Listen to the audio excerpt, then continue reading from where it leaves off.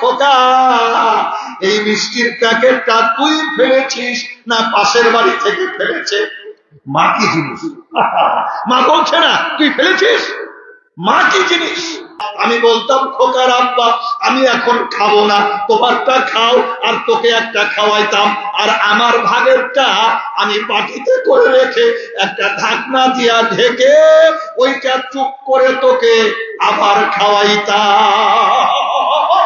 মিষ্টি খাওয়ার বয়স ছিল আমার, কিন্তু নিজেরটা না খাইয়া আমি চুরি করে তোকে খাইয়েছিলাম বাজান। ওরে খোকা শোন, এখন আমার বয়স হয়েছে, আমি ডায়াবেটিকের রোগী, মিষ্টি দিলেও তো খেতে পারবো না, কিন্তু তুই আমার সন্তান, আমি চুরি করে তোকে খাওয়াইতাম, আর তুই কতগুলা নিয়ে আসা একটা মিষ্টি নিয়ে মার কাছে যেতে পারলি না। আমি তোর গর্ভধারিণী মা, তামাম রাত ওই অপেক্ষায় ছিলাম। 9 মাস 10 দিনে পেটে রেখেছিলাম, এই পেটের মধ্যে আল্লাহ তোকে রাখলো, আর তুই আমার ছেলে এত বড় বিল্ডিং বানালি, তোর মার শোয়ার জন্য একটা ঘর রাখতে পারলি না। আমাকে ওই বেড়ার ঘরে শুতে হয়, তবুও বদদোয়া করবো না, আল্লাহ তোকে হেফাজত করুক। টাঙ্গাইল জেলার ঐতিহ্যবাহী এলাকা রোয়াইল বাজার, অত্র এলাকার মসজিদের জন্য সর্বস্তরের মুসলিম জনতার রক্ত, অর্থ, শ্রম দিয়ে গড়া দুনিয়ার জান্নাতের বাগান মসজিদকে কেন্দ্র করে আজকের এই ওয়াজ মাহফিলের সভাপতি শেখ মোহাম্মদ এনামুল্লাহ বিন ইসমাইল খান, প্রধান অতিথি জনাব মোহাম্মদ আমজাদ হোসেন, আমন্ত্রিত অতিথিবৃন্দ, মসজিদ পরিচালনা পরিষদ, শুধু এ মসজিদ নয়, রোয়াইল ছাতিহাটি সম্মিলিত জামে মসজিদ ও মাননীয় সভাপতি আমার পরম শ্রদ্ধাভাজন বড় ভাই জনাব আলহাজ আবুল হোসেন সাহেব, মুআজ্জাজ হাজারাত ওলামা ইকরাম, সমবেত মুরব্বিয়ান, সমবয়সী বন্ধুগণ, স্নেহের কচি ও কাচারা, জবনিকার অন্তরালীর সম্মানিতা মহিলাগণ, শুকরিয়া আদা করছি মহান আল্লাহর, যার অশেষ মেহেরবানিতে আজকে আমরা কোরআনের মাহফিলে বসতে পেরেছি। জোরে বলি আলহামদুলিল্লাহ। আপনারা মাহফিলে বসতে পেরে খুশি না বেজার? খুশিটা কম না বেশি? তাহলে আল্লাহর শুকর একটু জোরে আদা করি, জোরে সরে বলি আলহামদুলিল্লাহ। দরুদ ও তাসলিমাত এ বিশ্বের শেষ এবং শ্রেষ্ঠ নবী মুহাম্মদুর রাসূলুল্লাহ সাল্লাল্লাহু আলাইহি ওয়াসাল্লামের উপর অগণিত দরুদ ও সালাম বর্ষিত হোক। আবারও পড়ি সাল্লাল্লাহু আলাইহি ওয়াসাল্লাম। এতক্ষণ পর্যন্ত বিভিন্ন ওলামা ইকরাম বিজ্ঞাপনে ঘোষিত যে সমস্ত ওলামা ইকরাম আছেন, মাহফিল পরিচালনা করছেন ফারুক আহমদ, ইমাম ছাতিহাটি সম্মিলিত জামে মসজিদ, আলোচনা করেছেন মোহাম্মদ আব্দুল ওয়াহাব, মৌলভী আব্দুল্লাহ আল মোতালেব, শেখ মনিরুল ইসলাম, কারি মোহাম্মদ মুজিবুর রহমান সালাফি, এর আমার আগে আলোচনা করছিলেন শেখ মোহাম্মদ মাহমুদুল হাসান, এর ফাঁকে আলোচনা করেছেন হাফিজুর রহমান, আমার প্রিয় ছাত্র, সরাসরি ছাত্র, রাজশাহী বিশ্ববিদ্যালয় ইসলাম স্টাডিজ বিভাগ থেকে পড়ে আসছে, তারও আলোচনা আপনারা শুনেছেন। যারা আলোচনা করেছেন সকলকে আল্লাহ হায়াতে তাইয়্যিবা দান করুন বলি আমিন। আর যারা শুনেছেন সকলকে আমালে সালেহ করার তৌফিক আল্লাহ দান করুন বলি আমিন। সম্মানিত উপস্থিতি, ভূমিকার কোনো প্রয়োজন নাই। এই ময়দানে একাধিকবার আসা, ছাতিহাটিতেও আসা, কদিন আগে কালো হাঁস ছিলাম, ওই মাহফিল থেকে, ওই মাহফিল শুনেছেন এরকম কজন লোক আছেন? হাত তুলেন দেখি। খুব বেশি লোক না, আলহামদুলিল্লাহ, মানে অল্প হলেও তো আপনারা আসছেন, জোরে বলি আলহামদুলিল্লাহ। আমার ছোট্ট বাচ্চাটাও আসছে, ও ওখানে ছিল, আলহামদুলিল্লাহ। আল্লাহ জাযায়ে খায়ের এনায়েত করুন বলে আমিন। আমি ভূমিকায় সময় নেব না, সরাসরি মূল আলোচনায় চলে আসলো ইনশাআল্লাহ। আজকের মাহফিলে আমি সেদিন ঘোষণা দিয়েছিলাম, ওই মাহফিলে যে এ বিষয়ে কথা বলবো, সালাতের উপরে মসজিদের ইতিহাস, এগুলো আমরা অনেক আলোচনা করেছি। কি ঠিক আছে না? পৃথিবীর সর্বপ্রথম ঘর কোনটা? কাবা ঘর। আল্লাহর ঘর তো সব মসজিদই তো আল্লাহর ঘর। পৃথিবীর প্রথম ঘর হলো খানায়ে কাবা হারাম শরীফ। দলিল ইন্না আউওয়ালা বাইতিন উজিআ লিন-নাসি লাল্লাযী বিবাক্কাতা মুবারাকান। এই পৃথিবীতে যখন একটা বাড়ি ঘর ছিল না, তখন আল্লাহ সুবহানাহু ওয়া তাআলা ওই ঘরটা প্রথম নির্মাণ করেছিলেন। কোরআনের ভাষায় বলা হচ্ছে ইন্না আউওয়ালা বাইতিন, নিশ্চয় পৃথিবীর সর্বপ্রথম ঘর খানায়ে কাবা। বাক্কা মক্কার অপর নাম, কোরআন আল্লাহ বাক্কা ব্যবহার করেছেন। সাহাবারা জিজ্ঞেস করলেন, ইয়া রাসূলুল্লাহ, 2 নম্বর ঘর পৃথিবীতে কোনটা? আল্লাহ রাসূল বলেন, ওটাও একটা মসজিদ, মসজিদুল আকসা। মসজিদুল আকসা। ব্যবধান কত বছর? আল্লাহ রাসূল বলেন 40 বছর। অর্থাৎ কাবা ঘর নির্মাণের 40 বছর পর নির্মিত হয়েছিল মসজিদুল আকসা। আমাদের প্রিয় নবী 16-17 মাস ওই মসজিদুল আকসাকে কেবলা করে সালাত আদা করেছিলেন। মাঝে মাঝে তিনি আকাশের দিকে চাইতেন। আল্লাহ কোরআনে নবীকে লক্ষ্য করে বলছেন, কাদ নারা তাকাল্লুবা ওয়াজহিকা ফিস সামা। নবী গো, তুমি কেন আকাশের দিকে তাকাও? আমি আল্লাহ ভালো করে বুঝি তুমি কি চাও। ফাসল্লে ওয়াজহিকা সাতারাল মসজিদিল হারাম, তোমার মুখটাকে মসজিদুল হারামের দিকে ফিরিয়ে নাও। মদিনায় আছে মসজিদে কেবলাতাইন, আছে না? মসজিদে কেবলাতাইন, কেবলা পরিবর্তন হলো। প্রিয় নবী মদিনায় হিজরত করে প্রথম যে কাজটা করেছিলেন, একটা মসজিদ নির্মাণ করেছিলেন। মসজিদটার নাম আমি জিজ্ঞেস করে আপনাদের খাটো করব না, মসজিদে কোবা। মসজিদে নবাবী যেটা, এটা 2 নম্বরে রাসূল করেছেন। 1 নম্বরে যেটা করেছেন সেটার নাম মসজিদে কোবা। মসজিদে কোবায় যারা গেছেন, হজ উমরা করেছেন বা সৌদিতে মদিনায় চাকরি করেছেন, গেছেন, আল্লাহ পাক আমাকে বহুবার নিয়েছেন, যতবার যাই ওই হাদিসটার উপরে আমল করার চেষ্টা করি। মসজিদে কোবার প্রবেশ পথে ডান দিকে হাদিসটা লেখা আছে, মসজিদের দেয়ালে দেখতে পাবেন যারা যাবেন আগামীতে, ওই হাদিসটা লেখা আছে। আল্লাহ রাসূল বলছেন, মসজিদে কোবায় এসে ওযু করে 2 রাকাত নফল সালাত যদি কেউ আমার উম্মতের আদায় করে, একটা কবুল উমরার নেকি আল্লাহ পাক তার আমলনামায় দান করেন। 2 রাকাত নফল সালাত মসজিদে কোবায় পড়লে কবুল উমরার নেকি দেন আল্লাহ। আগামীতে যারা যাবেন নারী পুরুষ হাদিসটা আমল করার চেষ্টা করবেন ইনশাআল্লাহ। 2 নম্বরে আল্লাহ রাসূল নির্মাণ করলেন মসজিদে নবাবী। যেহেতু মসজিদ কেন্দ্রিক সভা, এজন্য মসজিদের একটা তথ্য মোটামুটি আপনাদের একটা ধারণা আপনাদের খিদমতে তুলে ধরার চেষ্টা করলাম। এবারে আসুন, আমি প্রথম যে আয়াতটা পড়েছিলাম সূরা নূর 56 নম্বর আয়াত, বাড়ি গিয়ে কোরআন খুলে দেখবেন। আল্লাহ বলছেন ওয়া আকিমুস সালাতা। 3টা কথায় আয়াত আল্লাহ বলেছেন ওয়াতুজ যাকাতা, সালাত কায়েম করো, যাকাত প্রদান করো। ওয়া আতিউর রাসূলা, এবং রাসূলের ইতাআত করো। লাআল্লাকুম তুরহামুন, আশা করা যায় তোমরা আল্লাহর রহম প্রাপ্ত হবে। এই কথাটা কার? আল্লাহ। জোরে বলেন কার? তাহলে কথায় আয়াতে কয়টা? 3টা। আকিমুস সালাতা ওয়াতুজ যাকাতা আর ওয়াতিউর রাসূলা লাআল্লাকুম তুরহামুন। সূরা নূর আয়াত নাম্বার 56। পরবর্তী আয়াতটা পড়েছিলাম। পরবর্তী যে আয়াত আমি আপনাদের খিদমতে পেশ করেছিলাম সেটি হলো সূরা হাসরের 7 নম্বর আয়াত। এটি ঘোষণা দিয়েছিলাম সেদিন, ওমা আতাকুমুর রাসূলু ফাখুযুহু ওমা নাহাকুম আনহু ফান্তাহু। রাসূল যা দেয় সেটা গ্রহণ করো, আর যেটা নিষেধ করে সেটি বর্জন করো। ওমা আতাকুমুর রাসূলু ফাখুযুহু ওমা নাহাকুম আনহু ফান্তাহু। আমার আগের আলোচক খুব সুন্দর হাদিসটা পড়ছিলেন, ইয়াকুম অল কিযবা। রাসূল বলেন খবরদার মিথ্যে কথা বলবে না। ওয়াইনাল কিযবা ইহাদি ইলাল ফুজুরি, মিথ্যা পাপের দিকে নিয়ে যায়। ওয়াইনাল ফুজুরা ইহাদি ইলান নার, আর ওই পাপ সোজা জাহান্নামে নিয়ে যায়। আমিও আলোচনায় যাব না, যেহেতু উনি এটা বলেছিলেন। আমি এই বিষয়ে বিস্তারিত শোনাবার চেষ্টা করবো ইনশাআল্লাহ। রাসূল কি বললেন? আলাইকুম বিসিদকে, সদা সত্য কথা বলবে। ওয়াইন্না সিদকা ইহাদি ইলাল বিররি, সত্য তোমাকে নেকির দিকে নিয়ে যাবে। ওয়াইন্নাল বিররা ইহাদি ইলাল জান্নাহ, আর ওই নেকি সোজা জান্নাতে নিয়ে যাবে। জোরে বলি আলহামদুলিল্লাহ।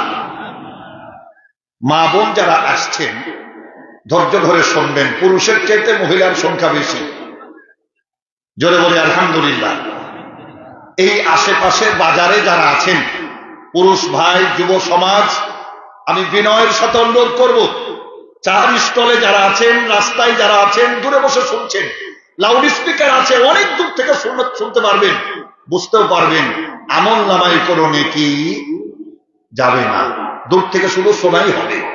এজন্য আমার উদাত্ত আহ্বান, বিনীত অনুরোধ, মাহফিলে চলে আসুন।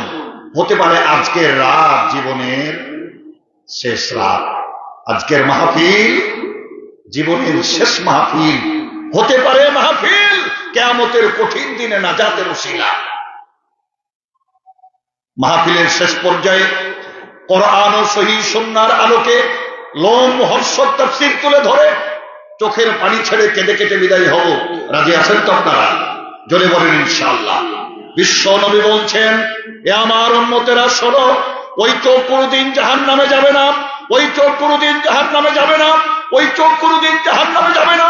লিওয়াজহিল্লাহ লিখাসিয়াতিল্লাহ, একমাত্র আল্লাহর ভয়ে কোন মুসলমান নরনারীর চোখের গোড়ায় একটা ফোঁটা পানি যদি জমে যায়, ওই চোখ কোনদিন জাহান্নামে যাবে না। চোখের গোড়ায় পানি জমাতে হবে। রাজি আছেন না? জোরে বলেন ইনশাআল্লাহ। আল্লাহ কোরআনে ওয়াদা করেছেন। কি ওয়াদা করেছেন? আয়াতটা শোনাই। মান তাবা ওয়া আমানা ওয়া আমিলা আমালান সালিহা ফাউলাইকা ইউবাদদিলুল্লাহু সাইয়্যাতিহিম হাসানাত, যে তওবা করে, ঈমান আনে, আমলে সলে করে, তার আগের জীবনের গুনাহগুলোকে আল্লাহ শুধু মাফ করেন না, আল্লাহ মাফ তো করেনি, গুনাহকে নেকিতে বদলিয়ে দেন। কি বলবেন? কি বলবেন? শুভ সংবাদ, আলহামদুলিল্লাহ। জীবনে যত গুনাহ করেছি আমরা, আল্লাহ বলছেন ইউবাদদিলুল্লাহু সাইয়্যাতিহিম হাসানাত, গুনাহ খালি মাফ না, গুনাহকে আল্লাহ নেকিতে পাল্টিয়ে দিবেন। তাহলে আজকের মাহফিল এলাকায় আমার আর মাহফিল নাই। ওই যে কালোহাস ছিলাম, তারপরে ইছাপাশা আছে না, চর অঞ্চল, সেখানেও আসছিলাম।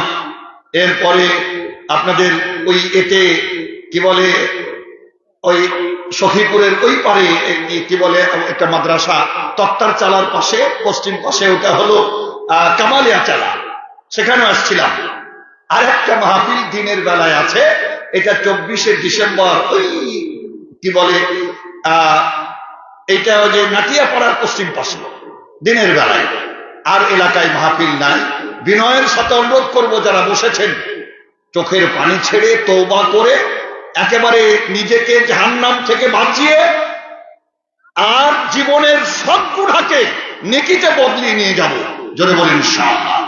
আল্লাহ তৌফিক দিন। জোরে বলি আমিন। পঠিত আয়াতের দিকে আগাবো ইনশাআল্লাহ। আলোচনার প্রারম্ভে একজন শিক্ষক হিসাবে রাজশাহী বিশ্ববিদ্যালয় উত্তরবঙ্গের সর্বোচ্চ বিদ্যাপীঠ, উত্তরবঙ্গের সর্বোচ্চ বিদ্যাপীঠ রাজশাহী বিশ্ববিদ্যালয়, বাংলাদেশের দ্বিতীয় বৃহত্তম, আয়তনের দিক থেকে প্রথম, মানে নিজস্ব একটা ক্যাম্পাস এক জায়গায়, অন্য কোন বিশ্ববিদ্যালয়ের অত বড় নাই। ঢাকাটা বিচ্ছিন্ন, এখানে কিছু ওখানে কিছু।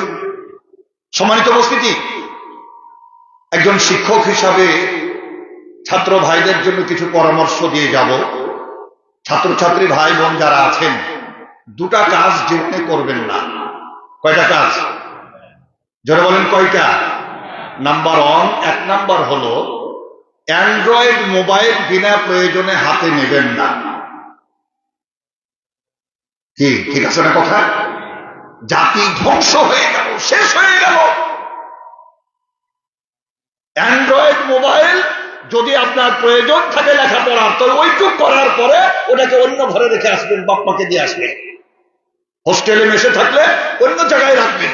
ওটাকে হাতে রাখবেন না। পড়ার টেবিলে যদি অ্যান্ড্রয়েড মোবাইল থাকে তাহলে সর্বনাশ, তাহলে সর্বনাশ। চোখ শেষ, ব্রেন শেষ, সমাজ শেষ, সব শেষ। বাপমার আশা আকাঙ্ক্ষা, দেশ জাতি সব শেষ। কিছু মা বোনও এর পেছনে দায়ী। কেমন দায়ী?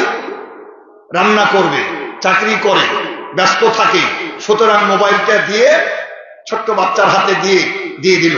এখন ও যা খুশি তাই দেখছে, আর মা এদিকে রান্না বাড়া অথবা অফিসের কাজ কাম যা খুশি তাই করছে। কিন্তু আপনার কপালে বিরাট কষ্ট আছে।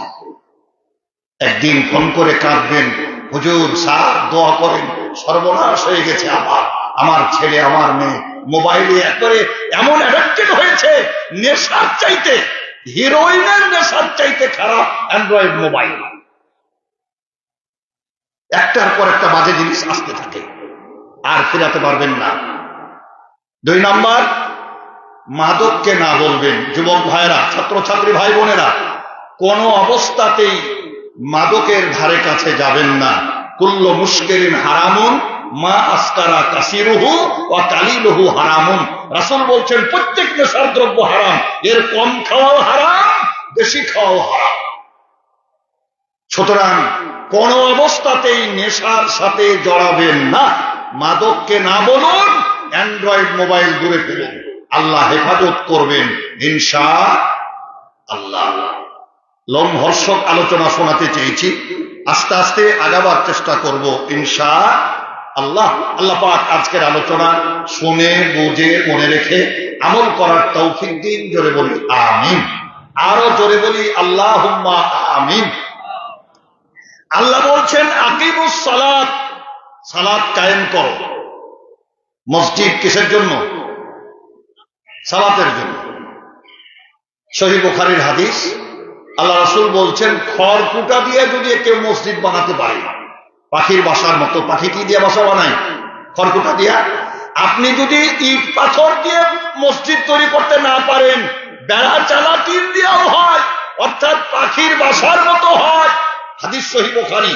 রাসূল বলছেন তার জন্য আল্লাহর জান্নাত ওয়াজিব হয়ে যায়। কত বড় ভালো কাজে আপনারা বুঝছেন। মা বোনদের বিষয়ে একটা হাদিস বলেই মূল আলোচনায় চলে আসবো ইনশাআল্লাহ। একদিন আল্লাহর নবী মুহাম্মদুর রাসূলুল্লাহ, জোরে বলুন সাল্লাল্লাহু আলাইহি সাল্লাম, তাকে তার বেগমেরা প্রশ্ন করলেন, জীবিত বেগম যারা ছিলেন তারা প্রশ্ন করলেন, হে আল্লাহ রাসূল, আপনার স্ত্রীদের মধ্যে থেকে আপনার ইন্তেকালের পরে পরকালে কোন স্ত্রীর সাথে আপনার প্রথম সাক্ষাৎ হবে? হাদিস সহিহ বুখারী, হাদিস সহিহ বুখারী। আল্লাহর নবী বললেন, তোমাদের মাঝে যার হাতটা লম্বা তার সাথে আমার প্রথম সাক্ষাৎ হবে। বেগমেরা তাড়াতাড়ি ঘরে গিয়ে হাত মাপামাপি আরম্ভ করলেন, মানে কার হাত লম্বা, টান টান করে মাপছে একে অপরের, কেউ কাউকে ছাড় দেয় না। মানে যার হাত লম্বা ওই স্ত্রীর সাথে প্রথম সাক্ষাৎ হবে। সুতরাং সবাই হাত টান টান করে আছে। মাপযোগ করে এসে আল্লাহ রাসূলকে বললেন, হে আল্লাহ রাসূল, আপনার স্ত্রীদের মধ্যে থেকে হযরতে সাউদা রাদিয়াল্লাহু তাআলা আনহা, তার হাতটা সবচাইতে লম্বা যারা আমরা আছি। আল্লাহ রাসূল বলেন, তোমরা হাত মেপেছো নাকি? বলে, আপনি যে বললেন যার হাত লম্বা, তো না মাপলে কেমন করে বুঝবো? হাত তো মেপেছি, খালি মাপিনি, টান টান করে মেপেছি, কেউ কাউকে ছাড় দেয়নি। হাদিস সহিহ বুখারী। তো নবীজি বলেন, আমি তো ওই মাপের কথা বলিনি, ওই লম্বার কথা বলিনি। বলে, কি বলেছেন? আপনি যে বললেন যার হাত লম্বা। তো নবীজি বললেন, দানের দিক থেকে যার হাত লম্বা তার সাথে আমার প্রথম দেখা হবে কিয়ামতের মাঠে। এবার সব বেগম বলে উঠল, তাহলে এটা হযরতে খাদিজা ছাড়া আর কেউ হতে পারবে না। কেননা আল্লাহর রাসূলের বেগমদের মধ্যে সব চাইতে বেশি ধনবতী ছিলেন হযরতে খাদিজা, আর রাসূলের সাথে বিবাহ হওয়ার পর তার সব সম্পদ আল্লাহর রাস্তায় রাসূলকে দিয়ে দিয়েছিলেন। আপনি ইসলামের জন্য ব্যয় করেন।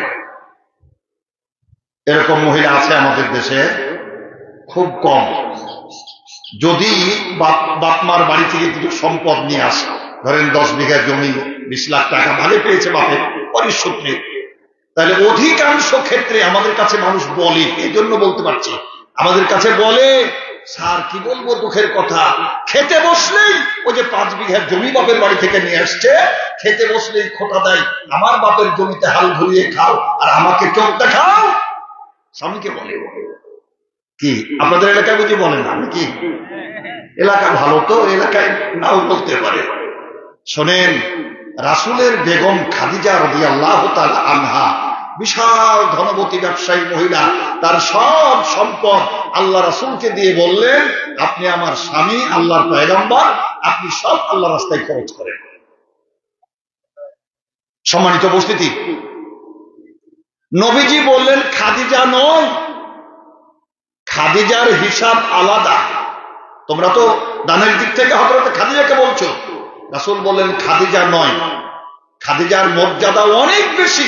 যেমন নবীজি বলছেন, আল্লাহর আকাশের নিচে জমিনের পরে পৃথিবীতে একজন মাত্র মহিলাকে স্বয়ং আল্লাহ পাক সালাম জানিয়েছিলেন, তিনি হযরতে খাদিজা রাদিয়াল্লাহু তাআলা আনহা। খাদিজার মর্যাদা অনেক। শুধু তাই নয়, ফেরেশতা জিবরিল আমিনও হযরতে খাদিজাকে সালাম জানিয়েছিলেন। এ আমার বেগমেরা শোনো, শুধু তাই নয়, আল্লাহর নির্দেশে ফেরেশতা জিবরিল আমার কানে কানে এসে বলে গেছেন যে আমার বেগম হযরতে খাদিজার জন্য জান্নাতে আল্লাহ সোনার বালাখানার নিকটে রেখেছেন। বালাখানা বোঝেন তো? এই 2-4টা ঘর নিয়ে যে বাড়ি হয় এরকম বাড়ি না, রাজপ্রাসাদ, বিশাল বালাখানা হযরতে খাদিজার জন্য জান্নাতে রেডি হয়ে আছে। এটা আল্লাহ জানিয়ে দিয়েছেন নবীকে। আল্লাহ রাসূল বললেন যে খাদিজার হিসাব আলাদা, তোমরা যে কয়জন বেগম বেঁচে আছো এর মধ্যে থেকেই যার দানের হাত লম্বা। এইবার বেগমেরা পড়লেন বেকায়দায়, আমাদের কারো তো অত বেশি সম্পদও নাই আর অত দানও করি নাই, তাহলে আমাদের মধ্যে থেকে কে হবে, কে হবে? তারা সবাই চিন্তা ভাবনা করছে। চিন্তা করতেই থাক, হাদিস সহিহ বুখারী, শেষ পর্যন্ত কোন স্ত্রীর কথা হলো আর কি দান করেছিল, কি এমন দান, রোমহর্ষক হাদিস তুলে ধরে চোখের পানি ছেড়ে কেঁদে কেটে বিদায় হব ইনশাআল্লাহ। মা বোন ভাইয়েরা, সহিহ বুখারী হাদিস আজকে জেনে যাব রাসূলের কোন বেগম কি এমন দান করেছিল যার জন্য ওই অল্প দানের মধ্যে থেকেই কিয়ামতের মাঠে রাসূলের সাথে স্ত্রীদের মধ্যে থেকে প্রথম সাক্ষাৎ পেয়ে যাবে। সম্মানিত উপস্থিতি, এবারে আসুন যে কথা বলার চেষ্টা করছিলাম। আল্লাহ সুবহানাহু ওয়া তাআলা বলছেন, মা আতাকুমুর রাসূলু ফাখুযুহু ওয়া মা নাহাকুম আনহু ফান্তাহু। রাসূল যা দেয় সেটা গ্রহণ করো, আর যেটা নিষেধ করে সেটি বর্জন করো। প্রিয় নবী একটা হাদিস শোনাই। আনাবি হুরায়রা রাদিয়াল্লাহু তাআলা আনহু قال قال رسول الله صلى الله عليه وسلم استنبوا سبع الموبقات قالوا يا رسول الله وما هن قال الشرك بالله। আল্লাহ রাসূল বলছেন 7টা ধ্বংসাত্মক কাজ থেকে বিরত থাকবা। 7টা, তার 1 নম্বরে হলো আশিরকু বিল্লাহ, কোন অবস্থাতে আল্লাহর সাথে শিরকের পাপ করবেন না। রাসূল যা দেয় সেটা গ্রহণ করতে হবে। তো রাসূল কি বললেন? কোন অবস্থায় শিরকের পাপ করবেন না। আমি ব্যাখ্যায় আসবো, তখন বিষয় পরিষ্কার হবে ইনশাআল্লাহ। 2 নম্বরে হলো অশির, জাদু করা। ওয়াকাতলুন নাফসিল্লাতী হারামাল্লাহু ইল্লা বিল হক, আল্লাহর শরীয়তের বিধান ছাড়া অন্যায়ভাবে কোনো নাফস, কাউকে হত্যা করা। এরপরে ওয়াকলুর রিবা, সুদ খাওয়া। সুদ খাওয়া, আমাদের দেশে ফকিরও সুদ খায়। আশ্চর্য হবেন শুনে, আমার কাছে ডকুমেন্টস আছে, প্রমাণ আছে। ফকির টাকা চেয়ে চেয়ে টাকা এত জমা করেছে, এখন সুদের উপরে টাকা খাটায়, সুদের উপরে টাকা খাটায় ফকির। এরপরে ওয়াকলু মালিল ইয়াতীম, ইয়াতীমের মাল কোন অবস্থাতেই, দেখেন না ভাই মারা গেছে, আর এক ভাই চেষ্টা করে ভাতিজা, ইয়াতীম ভাতিজা ভাতিজা কেমন করে ভিটা চাড়া করবে, এরকম ভাই আছে না এলাকায়? ভাই মারা গেল আর ভাতিজা ভাতিজি এতিম হলো, এই সুযোগে তোর বাপ বেঁচে গেছে আমার কাছে, মিথ্যা কওলা করে ভিটা ছাড়া করে ভাতিজা ভাতিজিকে। ওয়াকলু মালিল ইয়াতীম ওয়া তাওয়াল্লি ইয়াওমাজ যুহুফ ওয়াল কাসফিল মুহসানাতিল মুমিনাতিল গাফিলাত, ইয়াতীমের মাল ভক্ষণ করা, জিহাদের মাঠ থেকে পলায়ন করা, সতী সাধবী মুসলিম নারীদের উপরে ব্যভিচারের মিথ্যা দোষারোপ করা। হাদিস বুখারী মুসলিম। তাহলে কয়টা কাজ হলো? 7টা। জোরে বলেন কয়টা? 7টা কাজ থেকে বিরত থাকবেন, কোন অবস্থাতেই করবেন না। আজকাল ফাঁসাবার জন্য ষড়যন্ত্র করে মানুষ, কি করে না? কিন্তু হুঁশিয়ার, সাবধান। ইজ্জত এবং বেইজ্জত দুটোর মালিকই কে? অত ইজ্জ মান্তাসা অত জিল্ল মান্তাসা। সম্মানও আল্লাহর হাতে আর অসম্মানও আল্লাহ করতে পারে। এটা কার হাতে? আল্লাহর হাতে। এবারে আসেন, আমি আপনাদেরকে রাসূলের আদর্শ গ্রহণ করে সাহাবারা কিভাবে এগিয়েছিলেন তার বাস্তব দৃষ্টান্ত দেখায়। মা আতাকুমুর রাসূল ফাখুযুহু ওয়া মা নাহাকুম আনহু ফান্তাহু। রাসূল যা দেয় সেটা গ্রহণ করো। রাসূল বললেন কোন অবস্থাতেই মিথ্যে কথা বলবে না, মিথ্যে পরিহার করো। আল্লাহর নবী ইন্তেকালের পর ইসলামের প্রথম খলিফা হয়েছিল হযরত আবু বকর। কে হয়েছিলেন? হযরত আবু বকর। 2 নম্বরে হযরত ওমর। হযরত ওমর যখন খলিফা খেলাফতের দায়িত্ব পালন করছেন, তখন ত্রিপলির মাঠে যুদ্ধ হয়েছিল। পুরাতন নাম তারাবিলাস, বর্তমান নাম ত্রিপলি। ত্রিপলির মাঠে যুদ্ধ। মুসলিম সেনাপতির নাম হযরতে আব্দুল্লাহ। কি নাম? কথা বলেন, এটা কোরআনের ক্লাস। মুসলিম সেনাপতির কি নাম? হযরতে আব্দুল্লাহ। মুসলমান সৈন্য মাত্র 10,000। কয় হাজার? 10,000। কাফের সেনাপতির নাম রাজা গিরগিরিয়াস। রাজা গিরগিরিয়াস। আর খ্রিস্টান সৈন্য সংখ্যা প্রায় 1 লক্ষ। কতটি ছিল? খ্রিস্টান সৈন্য সংখ্যা প্রায় 1 লাখ, আর মুসলমান মাত্র 10,000।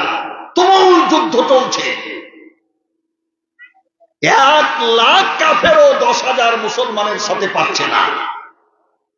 তুমুল যুদ্ধ চলছে। এই সংবাদ হযরত ওমরের কাছে গেল। হযরত ওমর আরো 10,000 সৈন্য নিয়ে দ্বিতীয় দফার সেনাপতি বানালেন। দ্বিতীয় দফার সেনাপতি বানালেন হযরত জুবাইর ইবনুল আওয়াম। হযরত জুবাইর ইবনুল আওয়ামকে দ্বিতীয় দফার সেনাপতি বলে, এই 10,000 সেনাপতি তুমি, যে আব্দুল্লাহর নেতৃত্বে তাকে প্রধান সেনাপতি করে তুমি তার নেতৃত্বে যুদ্ধ করবা। আরো 10,000 মদিনা থেকে গেল। মুসলমান কয় হাজার হলো? 20,000। জন বলেন কয় হাজার? মুসলমান হলো 20,000। সেনাপতি আব্দুল্লাহকে জুবাইর ইবনুল আওয়াম জিজ্ঞেস করছে, ভাই আব্দুল্লাহ যুদ্ধের কি অবস্থা? বলে, ভাই করুণ অবস্থা। ওরা তো 1 লাখ, আমরা মাত্র 10,000, পেরে উঠছি না। তাহলে আল্লাহ আমরা আরো 10,000 নিয়ে হযরত ওমর পাঠিয়েছে, আমরা এখন 20,000। বলে, রাজা গিরগিরিয়াস একটা ঘোষণা দিয়েছে যে মুসলিম সেনাপতি আমি আব্দুল্লাহ, আমার মাথা কেটে তার টেবিলে যদি কেউ হাজির করতে পারে অর্ধেক রাজত্ব সে দান করে দিবে। আমরা এখানে ভয় পাচ্ছি আজকে একটা কিছু হতে যাবে। 1 লাখ মানুষ, আর লোক দেখিয়েছে যে আমার মাথা কেটে তার টেবিলে নিয়ে যেতে পারলেই অর্ধেক রাজ্য ছেড়ে দিবে তাকে। তো জুবাইর ইবনুল আওয়াম বললেন, ভাই আব্দুল্লাহ আপনি কিছু বলেননি? বলে, না কিছু বলিনি। বলে, চুপ করে আছেন কেন? বলে, আমি কি বলবো? বলে, আপনি ঘোষণা দেন, আমি মুসলিম সেনাপতি আব্দুল্লাহ বলছি, খ্রিস্টান সেনাপতি রাজা গিরগিরিয়াসের মাথা কেটে আমি আব্দুল্লাহ টেবিলে যদি কেউ হাজির করতে পারে অর্ধেক রাজত্ব নয়, ত্রিপলির মাঠে ইসলামের পতাকা তুলে দিয়ে, কালেমার পতাকা তুলে দিয়ে, ইসলামী স্টেট ঘোষণা করে পুরা রাজ্যটা তার হাতে দিয়ে আমরা মদিনায় চলে যাব। এইবার দেখেন যুদ্ধ কেমন হয়। কথা ছিল মা আতাকুমুর রাসূলু ফাকুযুহু ওয়া মা নাহাকুম আনহু ফান্তাহু। সেদিন আমি ঘোষণা দিয়েছিলাম এই বিষয়টি বলা, লোমহর্ষক হাদিস শোনাবার চেষ্টা করব, অত্যন্ত হৃদয় বিদারক বিষয় আজকে তুলে ধরে চোখের পানি ছেড়ে কেঁদে কেঁদে বিদায় হব। জোরে বলেন ইনশাআল্লাহ। তুমুল যুদ্ধ শুরু হয়ে গেল। 20,000 মুসলমান, 1 লাখ কাফের। অনেক লম্বা ঘটনা সংক্ষেপ করে দিলাম। যুদ্ধে মুসলমানের বিজয় হলো। জোরে বলে আলহামদুলিল্লাহ। অল্প সময়ের মধ্যে খ্রিস্টান সেনাপতি রাজা গিরগিরিয়াসের মাথা মুসলিম সেনাপতি আব্দুল্লাহর টেবিলে হাজির। জোরে বলি আলহামদুলিল্লাহ। এবার রাজা গিরগিরিয়াস তার মাথা কেটে নিয়ে আসছে মুসলিম সেনাপতিরা। গিরগিরিয়াসের একটা মেয়ে ছিল, তাকে ধরে কালেমা পড়িয়ে মুসলমান বানা হয়েছে। এইবার সেনাপতি আব্দুল্লাহ বললেন, ভাই 20,000 মুসলমান, বলেন এই কাজটা কে করেছেন? রাজা গিরগিরিয়াসের মেয়েকে মুসলমান বানিয়ে দিয়েছি, তার মেয়ের সাথে বিয়ে দিয়ে দেব যে কাজ করেছেন। আর একেবারে ত্রিপলির মাঠে কালেমার পতাকা তুলে দিয়ে ইসলামী স্টেট ঘোষণা করে আমরা মদিনায় চলে যাব হযরত ওমরের কাছে। 20,000 মুসলমান হাত উঠল না, কেউ হাত তুলল না। সেনাপতি আব্দুল্লাহ মুসিবতে পড়ে গেলেন, তাহলে পুরস্কার দিব কাকে? পুরস্কারটা কাকে দিব? কেউ হাত তুলল না, একজন হাত তুলল না। এমতো অবস্থায় রাজা গিরগিরাসের মাথা কাটা। মুসলিম সেনাপতি আব্দুল্লাহ বললেন, ভাই আপনারা 20,000 মুসলমান হাত উঠান, কে করেছেন পুরস্কার নেন। হাত উঠে না। তিনি এবার বললেন, শোনেন, সালাতের মতো কাতার হয়ে যান, নামাজের মতো কাতার বন্দী হন, কাতার হয়ে যান, কাতার হয়ে দাঁড়ান। সালাতে কাতার হয় না? সালাতের মতো কাতার হয়ে দাঁড়িয়ে যান। 20,000 সৈন্য কাতার বন্দী হন। গিরগিরাসের মেয়েটাকে সেনাপতি আব্দুল্লাহ বললেন, বোন তুমি কি চিনতে পারবা যে লোকটা তোমার আব্বাকে হত্যা করেছিল? তুমি নাকি পাশেই ছিলা। বলে, হ্যাঁ আমি আব্বার একেবারে কাছে ছিলাম, খুব কাছ থেকে দেখেছি যে লোকটা আমার আব্বাকে তরবারি দিয়ে মাথাটা কাটলো, তাকে দেখলে আমি চিনতে পারবো। এইবার পর্দা করে, যেহেতু মুসলমান বানা হয়েছে, পর্দা করে সেনাপতি আব্দুল্লাহ সাথে নিয়ে সালাতের কাতারের মধ্যে ঘুরতে আছে। ঘুরতে ঘুরতে ঘুরতে ঘুরতে এসে বললেন, হাজা কাতেলো আমি, আরবি ভাষী মহিলা, এই লোকটা আমার পিতৃহন্তা, ইনি আমার আব্বাকে হত্যা করেছে। দেখা গেল উনি দ্বিতীয় দফার সেনাপতি হযরতে জুবাইর ইবনুল আওয়াম, তিনি এই কাজটা করেছেন। সেনাপতি আব্দুল্লাহ বলছেন, ভাই জুবাইর, আপনি রাসূলের এত বড় সাহাবা, এত কষ্ট দিলেন, হাতটা উঁচু করলে পুরস্কার দিয়ে দিতাম। জুবাইর ইবনুল আওয়াম কাঁদে আর বলে, ভাই আব্দুল্লাহ, তাল্লাহে বিল্লাহে, আল্লাহর জাত ও সিফাতের শপথ করে বলি, ভাই নবীজি দুনিয়ায় নাই, হযরতে আবু বকর নাই, অল্প দিন হলো হযরতে ওমরের খেলাফত শুরু হয়েছে। আল্লাহর নবী আমাদেরকে শিক্ষা দিয়েছেন, উম্মতরে খবরদার মিথ্যে কথা বলো না, মিথ্যা পাপের দিকে নিয়ে যায় আর পাপ সোজা জাহান্নামে নিয়ে যায়। নবী দুনিয়ায় নাই, হযরতে আবু বকর নাই, ইসলামের খলিফা এখন হযরতে ওমর। আমি একটু পরীক্ষা করে দেখছিলাম যে 20,000 মুসলমানের মধ্যে কোন মিথ্যাবাদী মুসলমান আছে না নাই। এজন্য আমি একটু চুপ করেছিলাম, দেখি কোন হাত উঠে কিনা। আল্লাহর লাখো শুকরিয়া, আলহামদুলিল্লাহ 20,000 মুসলমান আমরা বেঁচে আছি। নবী নাই, আবু বকর নাই, কিন্তু আদর্শ ধরে আছি। আমরা একজনও মিথ্যাবাদী মুসলমান না।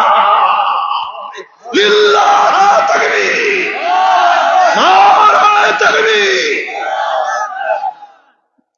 20,000 মুসলমানের মধ্যে একজনও মিথ্যাবাদী মুসলমান নাই।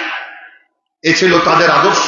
ওই যে মা আতাকুমুর রাসূলু ফাকুযুহু ওয়া মা নাহাকুম আনহু ফান্তাহু, রাসূল যা দেয় সেটাকে আঁকড়ে ধরো, আর রাসূল যা নিষেধ করে সেটি বর্জন করো। রাসূলকে পাঠানোই হয়েছে রিসালাত প্রতিষ্ঠার জন্য, দুনিয়ায় দিন প্রতিষ্ঠার জন্য। হুয়াল্লাযী আরসালা রাসূলাহু বিল হুদা ওয়া দীনিল হক লিইয়ুযহিরাহু আলাদ দীনি কুল্লিহি ওয়া কাফা বিল্লাহি শাহীদা। চিৎকার দিয়ে করো আল্লাহু আকবার। আল্লাহ রাব্বুল আলামিন রাসূলকে পাঠিয়েছেন দ্বীন প্রতিষ্ঠার জন্য। সম্মানিত উপস্থিতি, হৃদয়ের সবটুকু আবেগ উজাড় করে শোনার চেষ্টা করুন। আল্লাহ পাক আজকের আলোচনা শুনে বুঝে মনে রেখে আমল করার তৌফিক দিন। জোরে বলি আমিন, আরো জোরে বলি আল্লাহুম্মা আমিন। হৃদয়ের সবটুকু আবেগ উজাড় করে শুনুন। আল্লাহ রাব্বুল আলামিন নবীকে লক্ষ্য করে বলছেন, আল্লাহু ইয়াসিমুকা মিনান নাস। নবী গো, তুমি তোমার দায়িত্ব পালন করো, মানুষের সকল ষড়যন্ত্র থেকে আমি আল্লাহ তোমাকে রক্ষা করব। কে দায়িত্ব নিয়েছেন? আল্লাহ। জোরে বলেন কে? আল্লাহ যদি রক্ষা করে পৃথিবীর কেউ ক্ষতি করতে পারবে? আর আল্লাহ যদি রক্ষা না করে পৃথিবীর কেউ বাঁচাতে পারবে? আর পারবে না। আমি তার প্রমাণ দেখাই। তিনটা কাজ জীবনে করবেন না। জোরে বলেন কয়টা? তিনটা। নাম্বার ওয়ান, কোন অবস্থাতেই অহংকার করবেন না। মনে থাকবে তো? কোন অবস্থায় আপনার ব্যবসাতে টাকা হয়েছে, কিছু সম্পদের মালিক হয়েছেন, গায়ে একটু শক্তি বেশি আছে, দুর্বল লোকটাকে মেরে দিবেন কথা হলে, এমন কাজ করবেন না। জ্ঞানের অহংকার, এলেমের অহংকার, ক্ষমতার অহংকার, রূপের অহংকার। একজন মহিলাকে আল্লাহ সুশ্রী করে তৈরি করেছেন, আর একজন একটু শ্যামলা, ওকে অহংকার করবেন, ওর সামনে কাজটা করবেন না। ওই কালামার্কা মহিলাটা সুস্থ হয়ে আছে, আর খুব সুন্দরী মহিলা অল্প দিনে ডায়াবেটিক হয়ে চোখের নিচে দাগ করে পুরি হয়ে বসে আছে, আর ও যেমন ছিল তেমনই আছে। এটার মালিক আল্লাহ। কি কথা ঠিক আছে না? অহংকার প্রথম করেছিল ইবলিস। জোরে বলেন কে? ইবলিস প্রথম অহংকার করেছিল। কিভাবে? আল্লাহ বলেন উসজুদু লি আদম, আদমকে সিজদা করো। সরাসরি কোরআনের কথা। উসজুদু লি আদম, আদমকে সিজদা করো। ফাসাজাদু, সবাই সিজদা করলো ইল্লা ইবলিস। শুধু ইবলিস করলো না, সে কি বলল? আবা ওয়াস্তাকবারা ওয়া কানা মিনাল কাফিরিন। সে অস্বীকার করলো আর তাকাব্বুর, ওয়াস্তাকবারা, এটাই অহংকার। আল্লাহ তাকাব্বুরকারীকে পছন্দ করে না। তার দাবি ছিল খালাকতানি মিন নারিন ওয়া খালাকতাহু মিন তিন। আল্লাহ তুমি আমাকে সৃষ্টি করেছো আগুন দিয়া, আর আদমকে সৃষ্টি করেছো মাটি দিয়া, মাটির উপরে আগুন জ্বলে, সুতরাং আমি তার কাছে নত হব না। প্রথম অহংকার করেছিল ইবলিস, ধ্বংস হয়েছে। কি ঠিক আছে না? সুতরাং অহংকার কোন অবস্থাতেই করবেন না। ক্ষমতার অহংকার, অর্থের অহংকার, শক্তির অহংকার, জ্ঞানের অহংকার, রূপের অহংকার, কোন প্রকার অহংকার করার চেষ্টা করবেন না। আমার আব্বা আল্লামা দুরুল হুদা আইয়ুবী এটার দৃষ্টান্ত এভাবে দিতেন। মুরব্বী যারা আছেন তারা বুঝতে পারবেন। বাবা, শক্তির অহংকার করো, 5 বার পাতলা পায়খানা আর 7 বার বমি, শেষ, ব্যাটারি ফিউজ। 5 বার পাতলা পায়খানা আর 7 বার বমি, হাসপাতালে নিয়ে গেছে টাঙ্গাইল, যে এখন নার্ভ খুঁজে পাচ্ছে না ডাক্তার। ওই ইঞ্জেকশন করবো কেমন করে, স্যালাইন দেবো কোথায়, নার্ভই চলে না। তোর বাহাদুরি শেষ। তো কিসের তো অহংকার? শোনেন, দৃষ্টান্তটা খুব ভালো করে শোনেন। পুলিশ ছিল, রাষ্ট্রে পুলিশ ছিল, বিজিবি ছিল, র্যাব ছিল, আর্মি ছিল, এসএসএফ ছিল। কি প্রাইম মিনিস্টার এসএসএফ ছিল না? রাষ্ট্রে police, BGB, RAB, army, SSF মানে স্পেশাল ফোর্স দলের লোকজন। এরপরেও নিরস্ত্র ছাত্র জনতার হাতে সময় পেয়েছিলেন 45 মিনিট। ঠিক কিনা বলেন? জোরে বলেন কথাটা ঠিক কিনা? কয় মিনিট সময় পেয়েছিলেন? 45 মিনিট। যে 45 মিনিটের মধ্যে সরতে না পারলে শেষ। অথচ প্ল্যান ছিল 41 সাল পর্যন্ত। জোরে বলেন ঠিক কিনা? প্ল্যানটা কোথায় ছিল? 41 সাল পর্যন্ত প্ল্যান ছিল। আর আল্লাহ ফাইসালা করে রেখেছে 2024 সালে কি আগস্ট মাসের কয় তারিখ? 5 তারিখ। এই তো এ ফাইসালার মালিক কে? জোরে বলেন কে? এখন যদি ছাত্র জনতা তারা অহংকার করে বলে যে আমি মাস্টার মাইন্ড, এ নিয়ে গন্ডগোল চলছে, অমুক মাস্টার মাইন্ড, অমুক মাস্টার মাইন্ড। আরে বাবা, তুমি যদি মাস্টার মাইন্ড হবা তাহলে 16 বছর পারোনি কেন? এখানেও শিরক। আল্লাহ আগেই বলছেন খবরদার, নবী বললেন শিরক করবে না, লা তুশরিকু বিল্লাহি শাইআ। তাহলে কি হলো? মাস্টার মাইন্ড যিনি, তিনি হলেন আল্লাহ। আল্লাহ ওইটা ফাইসালা করে রেখেছেন এই দিন এই তারিখ পর্যন্ত এই অবস্থা হবে, এরপরে এটা ঘটবে। এর ব্যতিক্রম যদি কেউ বলে তাহলে সে বুঝতে হবে তার ঈমান নাই। হাদিসে চলে আসেন এই পৃথিবী সৃষ্টির 50,000 বছর আগে মানুষের তাকদীর লিখেছেন আল্লাহ। কাতাবাল্লাহু মাকাদিরাল খালায়েকে কাবলা আন ইয়াখলুকাস সামাওয়াতি ওয়াল আরদি বি50 আলফ সানাতিন কালা ওয়া কানা আরশুহু আলাল মা। এই পৃথিবী সৃষ্টির 50,000 বছর আগে মানুষের তাকদীর লিখেছেন আল্লাহ। তখন আল্লাহর আরশ ছিল পানির উপরে, পৃথিবী সৃষ্টি হয়নি। ওয়া কানা আরশুহু আলাল মা। কষ্ট হয়? অসুবিধা হয়? শোনেন, নিজেকে বেশি মাস্টার মাইন্ড করে গন্ডগোল করার চেষ্টা করবেন না, কেননা আল্লাহ আবার চাপিয়ে দিতে আল্লাহর অসুবিধা হবে না। এই যে আরাদাল্লাহু শাইআন আইয়াকুন লাহু কুন ফায়াকুন, আল্লাহর ইচ্ছা হলেই বলে হ, অমনি হয়ে যায়। সুতরাং অহংকার কোনো অবস্থাতেই কেউ করবেন না। 2 নাম্বার, লোভ করবেন না। কি করবেন না? লোভ করেছিল আমাদের পিতা আদম আলাইহিস সালাম। আল্লাহ জান্নাতের মধ্যে রেখে বললেন উসকুন আনতা ওয়া জাওজুকাল জান্নাহ, তোমার স্ত্রীকে নিয়ে সুখে শান্তিতে থাকো। লা তাকরাবা হাযিহিস শাজারা, খালি ওই গাছটার কাছে যাবে না। ওই গাছটার কাছে, লা তাকরাবা হাযিহিস শাজারা, ওই গাছটার কাছে যাবে না। ফাতাকুনা মিনাজ জালিমিন, ওখানে গেলেই তুমি জালেমের অন্তর্ভুক্ত হয়ে যাবে। এখানেও শয়তানের প্রয়োজনা। আদম, তুমি যদি এই গাছের ফল খাও আল্লাহ বের করতে পারবে না। সেই ইতিহাস বলবো না। যাই হোক, লোভ করে আদম আলাইহিস সালামকে জান্নাত থেকে পৃথিবীতে আসতে হয়েছিল। কেঁদেছিলেন 300 বছর। কত বছর? জোরে বলেন কত বছর? পড়েন আমার সাথে। আল্লাহ আমাদের নবীর মাধ্যমে বিশ্ববাসীকে জানিয়ে দিয়েছেন কি বলে কেঁদেছিলেন। বলেন রব্বানা, জোরে বলেন রব্বানা যালামনা আনফুসানা ওয়া ইল্লাম তাগফির লানা ওয়া তারহামনা লানাকুনান্না মিনাল খাসিরিন।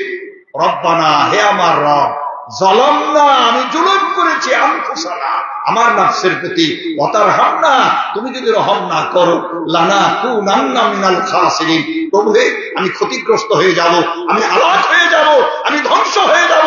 তাফসীরে আসছে হযরত আদম আলাইহিস সালাম 300 বছর আল্লাহর আকাশের দিকে তাকাতেন না, জমিনের দিকে মুখ করে লজ্জায় পড়ে কাঁদতেন। ফেরেশতারা একদিন আল্লাহকে ডেকে বলছেন, আল্লাহ, তুমি তো আলিমুম বিজাতিস সুদূর, মানুষের অন্তরের খবর রাখো। খালি অন্তর না, কোরআন শোনেন, ইয়ালামু খাইলাতাল আয়ুনি ওয়া মা তুখফিস সুদূর। বান্দার চোখের ভ্রুকুটি, চোখ বাঁকা করে ইসলামের কথা বললে, নামাজের কথা বললে, হজের কথা বললে, কিছু মানুষ আছে চোখ কাজ পাইলে নামাজই হয়েছে। আছে না এরকম লোক? আছে না? আল্লাহ কোরআনে বলছেন ইয়ালামু খাইলাতাল আয়ুনি ওয়া মা তুখফিস সুদূর, আর অন্তরের ভিতরে যে কথাটা মনে মনে চিন্তা করছো, প্রকাশ করনি, ওটাও আমি আল্লাহ জানি। সম্মানিত উপস্থিতি, ফেরেশতারা আল্লাহকে বললেন, ইয়া আল্লাহ, তুমি তো সবই জানো, তোমার আদমের অবস্থা, চেহারা মলিন হয়ে গেছে, 300 বছর ধরে কাঁদছে। আল্লাহ ডেকে বললেন, আদমকে 3টা রোজা রাখতে বলো। কয়টা রোজা? তাহলে পৃথিবীর প্রথম মানুষ হযরত আদম আলাইহিস সালাম, পৃথিবীর প্রথম পয়গম্বর আদম আলাইহিস সালাম, পৃথিবীর প্রথম বৈজ্ঞানিক আদম আলাইহিস সালাম, পৃথিবীর সব কিছুর নাম আল্লাহ শিখিয়ে দিয়েছিলেন। ওয়াল্লামা আদম আল আসমা কুল্লাহা, যেটা ফেরেশতারা পারেনি, ওই দিয়ে তো শ্রদ্ধা করতে বলেন আল্লাহ। পৃথিবীর সেরা বৈজ্ঞানিক আদম আলাইহিস সালাম। এরপরে পৃথিবীর প্রথম রোজাদার, সেটাও আদম আলাইহিস সালাম। কয়টা রোজা রাখলেন? তিনটা রোজা রাখার পর আদম আলাইহিস সালামের চেহারা একেবারে শুভ্র হয়ে গেল, সুস্থ হয়ে গেল, একেবারে স্বাভাবিক, আগের চাইতে জলজল করছে চেহারা। এজন্য এই সিয়ামটাকে বলা হয় আইয়ামে বীজ। আরবিতে বীজ শব্দের অর্থ হলো শুভ্রতা, উজ্জ্বলতা। সম্মানিত উপস্থিতি, সমস্ত পয়গম্বর পৃথিবীর এই রোজাটা রেখেছেন, আমাদের নবীও রেখেছেন, উম্মতে মুহাম্মদী এখনো রাখেন প্রতি চাঁদ্র মাসে 13, 14, 15। এটাকে আইয়ামে বীজ বলা হয়। কোনো কারণে যদি 2-1 দিন পরেও হয়, তবুও রোজাটা ছেড়ে দেবেন না। মা বোনের একটু অসুবিধা, শারীরিক অসুস্থতা, 13, 14, 15 আপনার শারীরিক অসুস্থতা ছিল, 2 দিন পরে ভালো হয়েছে, তবুও নফল রোজাটা ধরে রাখবেন। রাসূল বলছেন এই আইয়ামে বীজের 3টা রোজা যদি কোনো মুসলমান নরনারী রাখে, একটা রোজার বিনিময়ে 10 দিন, তাহলে 3 10 30, 3টা রোজা রাখলে সারা মাস রোজা রাখার নেকি পাওয়া যায়। পৃথিবীর প্রথম রোজাদার আদম আলাইহিস সালাম এই রোজা রেখেছিলেন, তিনি প্রথম, তিনি সুস্থ হলেন। তাহলে লোভ করবেন না। কয়টা হলো? হায় হায়, কয়টা বলা হলো? 3টা কাজ করা যাবে না। 1 নাম্বার হলো অহংকার করবেন না, 2 নাম্বার লোভ করবেন না, এবার হবে 3 নাম্বার ক্লাসের পড়া ক্লাসেই শেষ। ক্লাসের পড়া ক্লাসেই শেষ। আপনি তো মনোযোগী হয়ে না শোনেন, তাহলে তো হবে না। সম্মানিত উপস্থিতি, বিশ্ববিদ্যালয়ে পড়ানো যত সহজ, আমাদের অনেক অভিভাবক ফোন করে বলে, স্যার আমার ছেলেটা গোল্ডেন জিপিএ 5, ম্যাট্রিক, ইন্টার, দাখিল, আলিম, ছেলেটা মেয়েটা অ্যাডমিশন টেস্টে হয়নি স্যার, বিশ্ববিদ্যালয়ে, আপনার বিশ্ববিদ্যালয়ে পড়ার সুযোগ পাইনি, কোনো সাবজেক্টই হয়নি। খুব আফসোস করে। শোনেন, বিশ্ববিদ্যালয়ে পড়ার সুযোগ হয়নি, আমি যে কথাটা বলার চেষ্টা করছিলাম খুব ভালো করে বুঝেন। বিশ্ববিদ্যালয়ে পড়ানো যত সহজ, সব স্টুডেন্ট একই রকম, সবাই গোল্ডেন জিপিএ 5, মেধা সবারই একই, কিন্তু ওইখানে পড়ানো যত সহজ, মাহফিলে পড়ানো অত সহজ নয়। এখানে আলেম, ওলামা, প্রফেসর, মাস্টার, ডাক্তার, রাজনীতিবিদ, ব্যবসায়ী, সাংবাদিক, বিভিন্ন শ্রেণী পেশার মানুষ আছে, আছে না? অনেক উচ্চ শিক্ষিত লোক আছে, নারী পুরুষ। আবার এরকম লোক আছে যে নাম সই করতে পারে না, বুড়া আঙুল টিপতে হয়, আছে না? আছে না? তাহলে এত উঁচু নিচু জ্ঞানের মানুষকে একই ক্লাসে বসে বোঝানো কি অত সহজ? মানুষেরা বলবে, আল্লামা দুরুল হুদায়, মুরব্বী মানুষ যারা, আল্লামা দুরুল হুদায় সাহেব আসলে কত সুন্দর করে কত কথা বলতেন, মহিলাদের কথা বলতেন, পুরুষের কথা বলতেন। ওনার ছেলে আসলেন, আরবি, ইংরেজি, সারা পৃথিবীর মেলার দৃশ্য দিয়ে অনেক কি বলে চলে গেলেন, কিছুই বুঝলাম না। কি এটা যেন না পায়, সকল দিকের একটু করে খোরাক যেন পাওয়া যায়, সেটাই চেষ্টা করব ইনশাআল্লাহ। আমি আপনাদেরকে ছোট্ট একটা দৃষ্টান্ত দ্বারা দেখাই। কোন অবস্থাতে শিরকের পাপ করবেন না। ওই সত্তার নাম আল্লাহ। ছোট্ট একটা জিনিস দেখায়। এই আঙ্গুলটার কি নাম?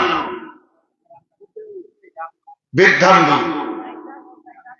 এটা আঞ্চলিক বলছেন, ওটা আঞ্চলিক, আপনার কথাটা আঞ্চলিক, আর সাহিত্যের ভাষা হলো বৃদ্ধাঙ্গুল।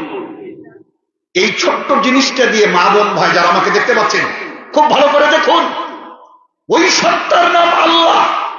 গোলামি করতে হবে তার, আদর্শ মানতে হবে তার রাসূলের, যিনি এই আঙ্গুলটার মধ্যে এমন মেশিন সেট করে দিয়েছেন যে কোনো মানুষের সাথে কোনো মানুষের এই আঙ্গুলের ছাপ মিলবে না।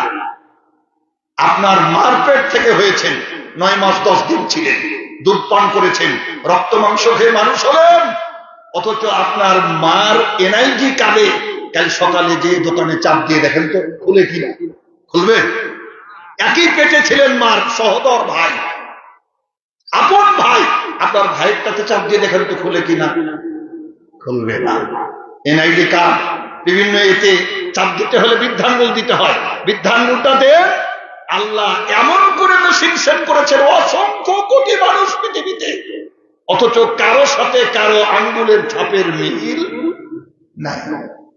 সই নকল করতে পারে, জাল করতে পারে, টিপসই জাল করার কোন বুদ্ধি নাই।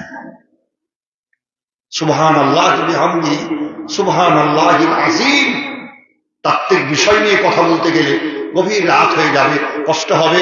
আমি লোমহর্ষক আলোচনার দিকে আগাবার চেষ্টা পাবো ইনশাআল্লাহ। আল্লাহ পাক আজকের আলোচনা শুনে বুঝে মনে রেখে আমল করার তৌফিক দিন। জোরে বলি আমিন, আরো জোরে বলি আল্লাহুম্মা আমিন। 3 নাম্বার বলা হয়েছে কি হয়নি? তাহলে 1 নাম্বার কি বলেছিলাম? অহংকার। 2 নাম্বার লোভ। 3 নাম্বার হলো হিংসা। হিংসা, কোন অবস্থাতেই হিংসা করবেন না। হিংসা আপনার আমলনামাকে পুড়িয়ে ছাই করে দেয়। হিংসা, ঈর্ষা আপনার আমলনামা শেষ।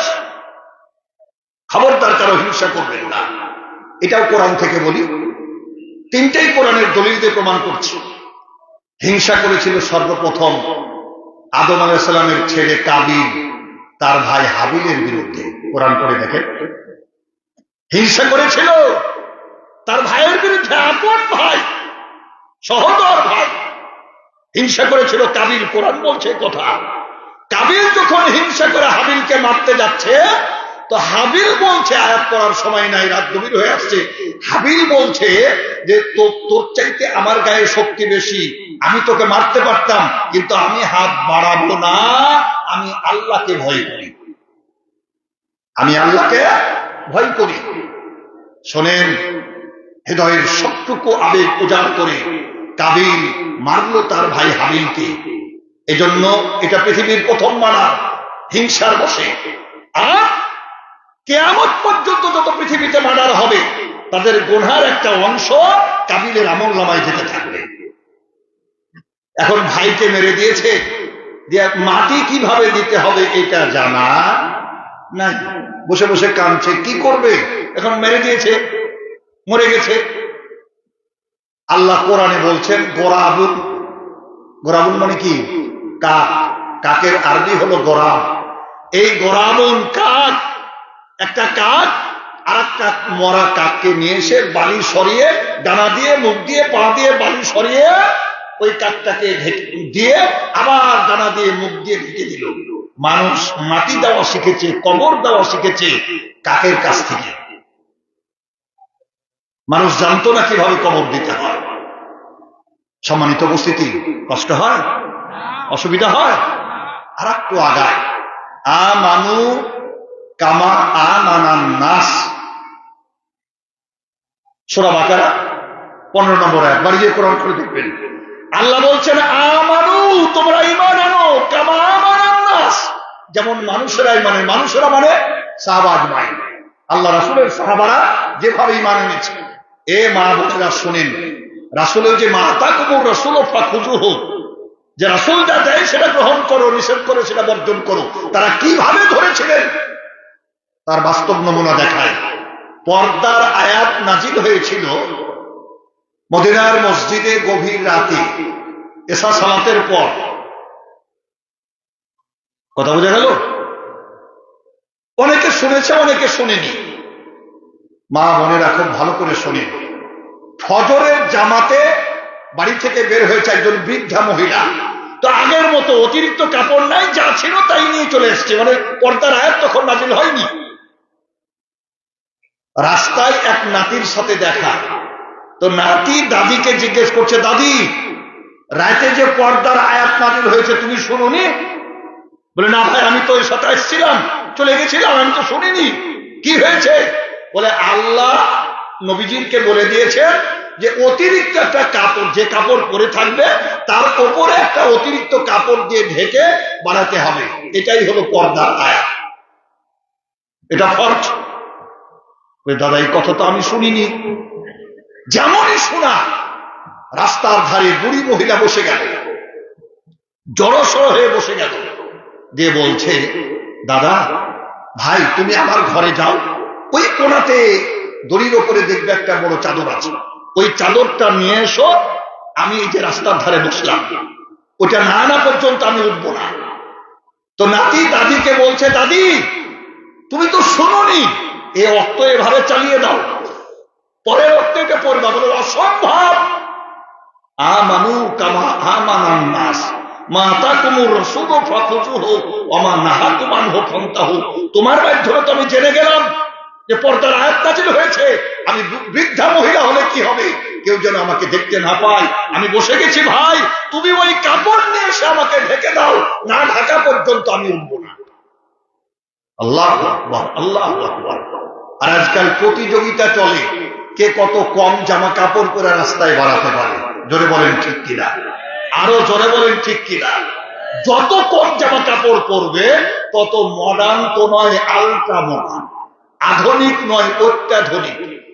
আমার আব্বা আল্লামা দুরুল হুদা আইয়ুবী সেটাও সুন্দর করে লিখে গেছেন, মাথায় না দিয়া ওর নাও শাড়ি, বক্ষে দিলে ঘের, রমণী মিনালে ফুটিয়াছে ফুল, পাইবে সকলে টের। ওরে মাথায় না দিয়া ওর নাও শাড়ি, বক্ষে দিলে ঘের, রমণী মিনালে ফুটিয়াছে ফুল, পাইবে সকলে টের। চিকন খাপি ওর নাও শাড়ি, শির ঢেকে দিলে গায়, আবৃত রবে কমল কুসুম, এড়াইবে চক্ষুদয়। ডানা কাটা আর গলা কাটা জামা, ওরে ডানা কাটা আর গলা কাটা জামা, শিরে শিখি বঙ্কিম, করোনা পরোনা মা ও বোনেরা, হলে তুমি মুসলিম, পরোনা অমন এক কাটে কেটে, খাটো করে জামা গায়, যাহাতে নাভির ধবল মাংস লোক চোখে দেখা পায়। এটা আমার আব্বা আল্লামা দুরুল হুদা আইয়ুবী সাহেবের লেখা। আমি চেষ্টা করেছি বইটা সংগ্রহ করা, মুক্তির সন্ধান, আজ থেকে প্রায় 50 বছর আগে ওটা লিখেছিলেন, স্বাধীনেরও আগে পাকিস্তান আমলে। ওইটা আমার এক বোনের কাছে ছিল, পেয়েছি।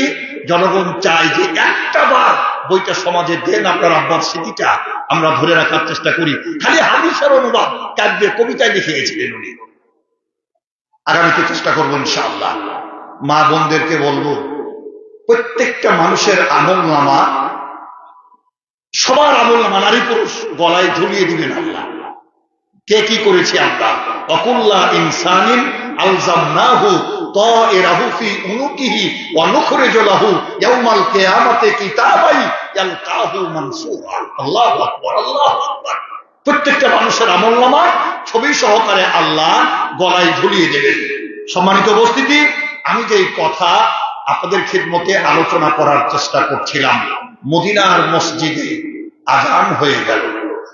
মদিনার মসজিদে হযরতে বেলাল আজান দিলেন। ইসলামের প্রথম মুয়াজ্জিন কে? হযরতে বেলাল। হাইয়া আলাস সালাহ, সালাতের জন্য এসো। হাইয়া আলাল ফালাহ, মুক্তি পেতে হলে মদিনার মসজিদে আজান হয়ে গেল। আল্লাহর নবী অসুস্থ হয়ে পড়েছেন। সালাতের গুরুত্বটা হয়ে যায় আকিমুস সালাতা ওয়া আতুজ যাকাতা। সালাতের গুরুত্ব রাসূল কেমন রেখেছিলেন? জীবনের শেষক্ষণে মাঝে মাঝে নবীজি অজ্ঞান হয়ে যাচ্ছেন, মাঝে মাঝে নবীজির জ্ঞান ফিরছে। আল্লাহর নবী এবার ডেকে বললেন, বেগম আয়েশা, জানলার খিড়কিটা খুলে দাও, আমার দুই পাশে দুটা উঁচা বালিশ দাও, আর আমার পেছনটা শক্ত করে ধরো। আমি নবী বসে থাকতে পারছি না, দাঁড়াতে তো পারি না, বসতেই পারি না। জামাতের সময় হয়েছে, মসজিদে যেতে পারছি না। সমস্ত সাহাবারা চাতক পাখির মতো চেয়ে আছে, রাসূলের হুজরার পর্দা কেন উঠে না, সব চেয়ে আছে। আল্লাহ নবী বললেন, ফাতেমা কই? হযরতে ফাতেমা আসছে, বলে মা তোর ছেলে হাসানকে একটু ডাক। হযরতে হাসান আসলো, বলে নানা ভাই তুমি একটু যাও, হযরতে আবু বকরকে বলো আজকে সালাতের ইমামতি করতে, আমার শরীরটা বড্ড খারাপ, আমি মদিনার মসজিদে যেতে পারলাম না, একেবারে কাছে, কিন্তু যাওয়ার মতো শক্তি আমার নাই। মাসলাটা শুনে রাখেন, রাসূলের জীবদ্দশায় অসুস্থতার কারণে 17 ওয়াক্ত সালাতের ইমামতি করেছিলেন হযরত আবু বকর। কত অক্ত? 17 অক্ত সালাত ইমামতি করেছেন হযরত আবু বকর। নবীজি অসুস্থ, অনেক সময় আবু বকরের পাশে বসেছেন, কিন্তু ইমামতি করতে পারেননি। ভালো করে শোনেন, সাহাবারা চাতক পাখির মতো চেয়ে আছে। হযরত আবু বকর, ওমর, ওসমান, আলী, হায়দার, হযরত হাসান দৌড়ে আসলেন। হযরত আবু বকর জিজ্ঞেস করলেন, কি হলো, তোমার নানা কোথায়? বলে, উনি অসুস্থ, আজকে মদিনার মসজিদে আসতে পারবেন না। পারবেন না বলেন না, কি বলেছেন? বলে, আপনাকে ইমামতির দায়িত্বটা দিয়েছেন, আপনি ইমামতি করবেন, এ এজাজত, এ অনুমতি আল্লাহ রাসূল আমাকে বলে পাঠিয়েছেন, এ সংবাদটা নিয়ে এলাম। হযরতে আবু বকর মদিনার মসজিদে খেজুর পাতার জায়নামাজ, ওরে খেজুর পাতার পাঁজের উপরে দাঁড়ায় রাসূলের জায়নামাজ, ডান পাউটা আগে দিয়া হযরতে আবু বকর অধর নয়নে কাঁদে আর বলে, জায়নামাজ রে, দীর্ঘ বছর ধরে নবীজি তোর উপরে দাঁড়িয়ে 10 বছর ধরে ইমামতি করছেন, আমি জানি না, আমি আবু বকর, আল্লাহর রাসূল আমাকে অনুমতি দিয়েছেন, রাসূলের জায়নামাজে আমি ডান পাওটা দিলাম, ইমামতি ঠিক মতো করতে পারবো কি না, এ হক আমার আদায় হবে কি না।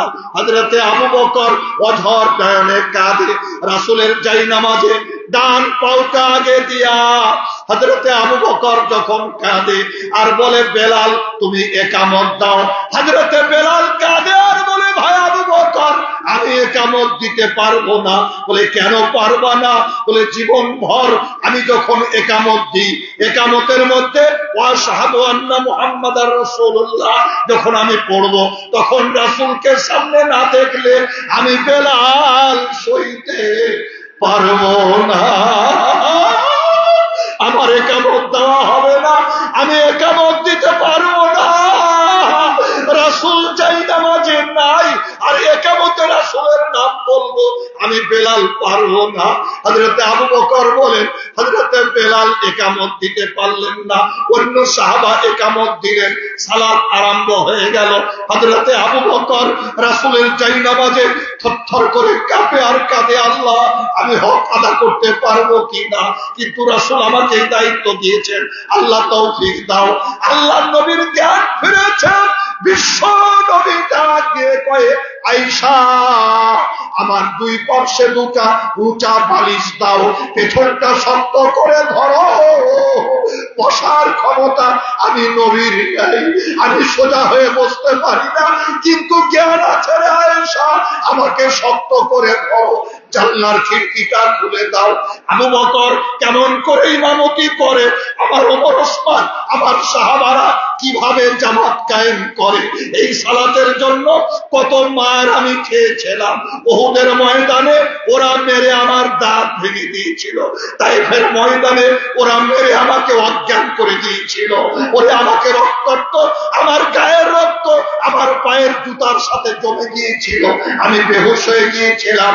আয়েশা কেমন করে ইমামতি করে, আবু বকরের ইমামতি আয়েশারে আমার প্রাণ ভরে দেখতে দাও। চোখের গোড়ায় পানি জমান, লিওয়াজহিল্লাহ লিখাসিয়াতিল্লাহ, একমাত্র আল্লাহর ভয়। কোন মুসলমানের নারীর চোখের গোড়ায় একটা ফোঁটা পানি যদি জমে যায়, ওই তো কোন দিন জাহান্নামে যাবে না। আমার ভাইরা, মায়েরা, বোনেরা, আখেরি জামানার পয়গম্বর চোখের পানি মুছে বলছেন, আয়েশা সত্য করে ধরো, ইমামতি আবু বকর কেমন করে পড়ে, মদিনার মসজিদে জামাত কায়েম হচ্ছে, সালাত কায়েম হচ্ছে, আর আমি নবী যেতে পারছি না। বিছানাটা কাটার মতো মনে হয়, বিছানা কাটার মতো মনে হয়। এই সালাতের জন্য কত মার খেয়েছিলাম, আর আজকে জামাত কায়েম হচ্ছে, আমি জামাতে যেতে পারছি না, আমার কষ্ট হয়। আয়েশা আমার বিছানাটা শক্ত করে ধরো, আর আমাকে পেছনটা শক্ত করে ধরে থাকো। সম্মানিত উপস্থিতি, রাসূল কত অসুস্থ অবস্থাতেও জামাতে শরীক হওয়ার চেষ্টা করছেন, জামাতের দৃশ্য দেখার চেষ্টা করছেন জানলা খুলে দিয়া। আর রোয়াইল ছাতিহাটি বাজারে বসে নিমুখ হারাম, এক হাতে 4 পেয়ালা, ডান হাতে সিগারেট, আর বাম হাতে 4 পেয়ালা। ঠিক কিনা বলেন? আমি কারো উদ্দেশ্য বলছি, সাহেব নিয়ে এত কথা, কত বড় বেঈমান! ডান হাতে নাই সিগারেট বিড়ি, আর বাম হাতে নাই চায়ের কাপ, মারে টান আর ওপর দিকে ধোয়া ছুড়ে দেখায় কত বড় নেতা হয়েছি রে আমি। নেতাগিরি বের করবে আল্লাহ, খালি মরে দেখ কবরে, ফেরেশতা মগজ নিয়ে রেডি হয়ে আছে। সম্মানিত উপস্থিতি, আমি কারো উদ্দেশ্যে বলছি না, ইসলাহের নিয়তে কথাগুলি আমার কষ্ট হয়, অসুবিধা হয়, আর একটু সামনে আগায়, চোখের পানি ছেড়ে কেঁদে কেটে বিদায় হব ইনশাআল্লাহ। জামাত শেষ হয়ে গেল, হযরতে আবু বকর চলে আসছেন আল্লাহর নবীকে দেখতে। নবী আমার আবু বকরকে জড়িয়ে ধরে কাঁদে আর বলে, আবু বকর, আল্লাহর কসম করে বলবে, আবু বকর, আমার মনে আজকে অনেক সান্ত্বনা। তুমি সালাতে ইমামতি করেছ, আমি নবী 10টি বছর ইমামতি করেছিলাম, আমি নবী দুনিয়ায় থাকবো না, এইভাবে সালাত আল্লাহর দুনিয়ায় চলতেই থাকবে। এ দৃশ্য আল্লাহ আমাকে দেখাইলেন, এ দৃশ্য মহান আল্লাহ আমাকে দেখিয়ে দিলেন। আমি নবী থাকবো না, কিন্তু এই সালাতের দৃশ্য কিয়ামত পর্যন্ত চলতে থাকবে। জোরে বলি আলহামদুলিল্লাহ। সালাতের মতো বড় ইবাদত, বড় জিকির পৃথিবীতে আর নাই। কোরআন শোনেন, আল্লাহ বলেন, ওয়াকিমিস সালাতা ইন্নাস সালাতা তানহা আনিল ফাহশাই ওয়াল মুনকার ওয়ালা যিকরুল্লাহি আকবার ওয়াল্লাহু ইয়ালামু মা তাসনাউন। চিৎকার দিয়ে করে আল্লাহু আকবার। ওয়ালা যিকরুল্লাহি আকবার, সবচেয়ে বড় জিকির হলো সালাত।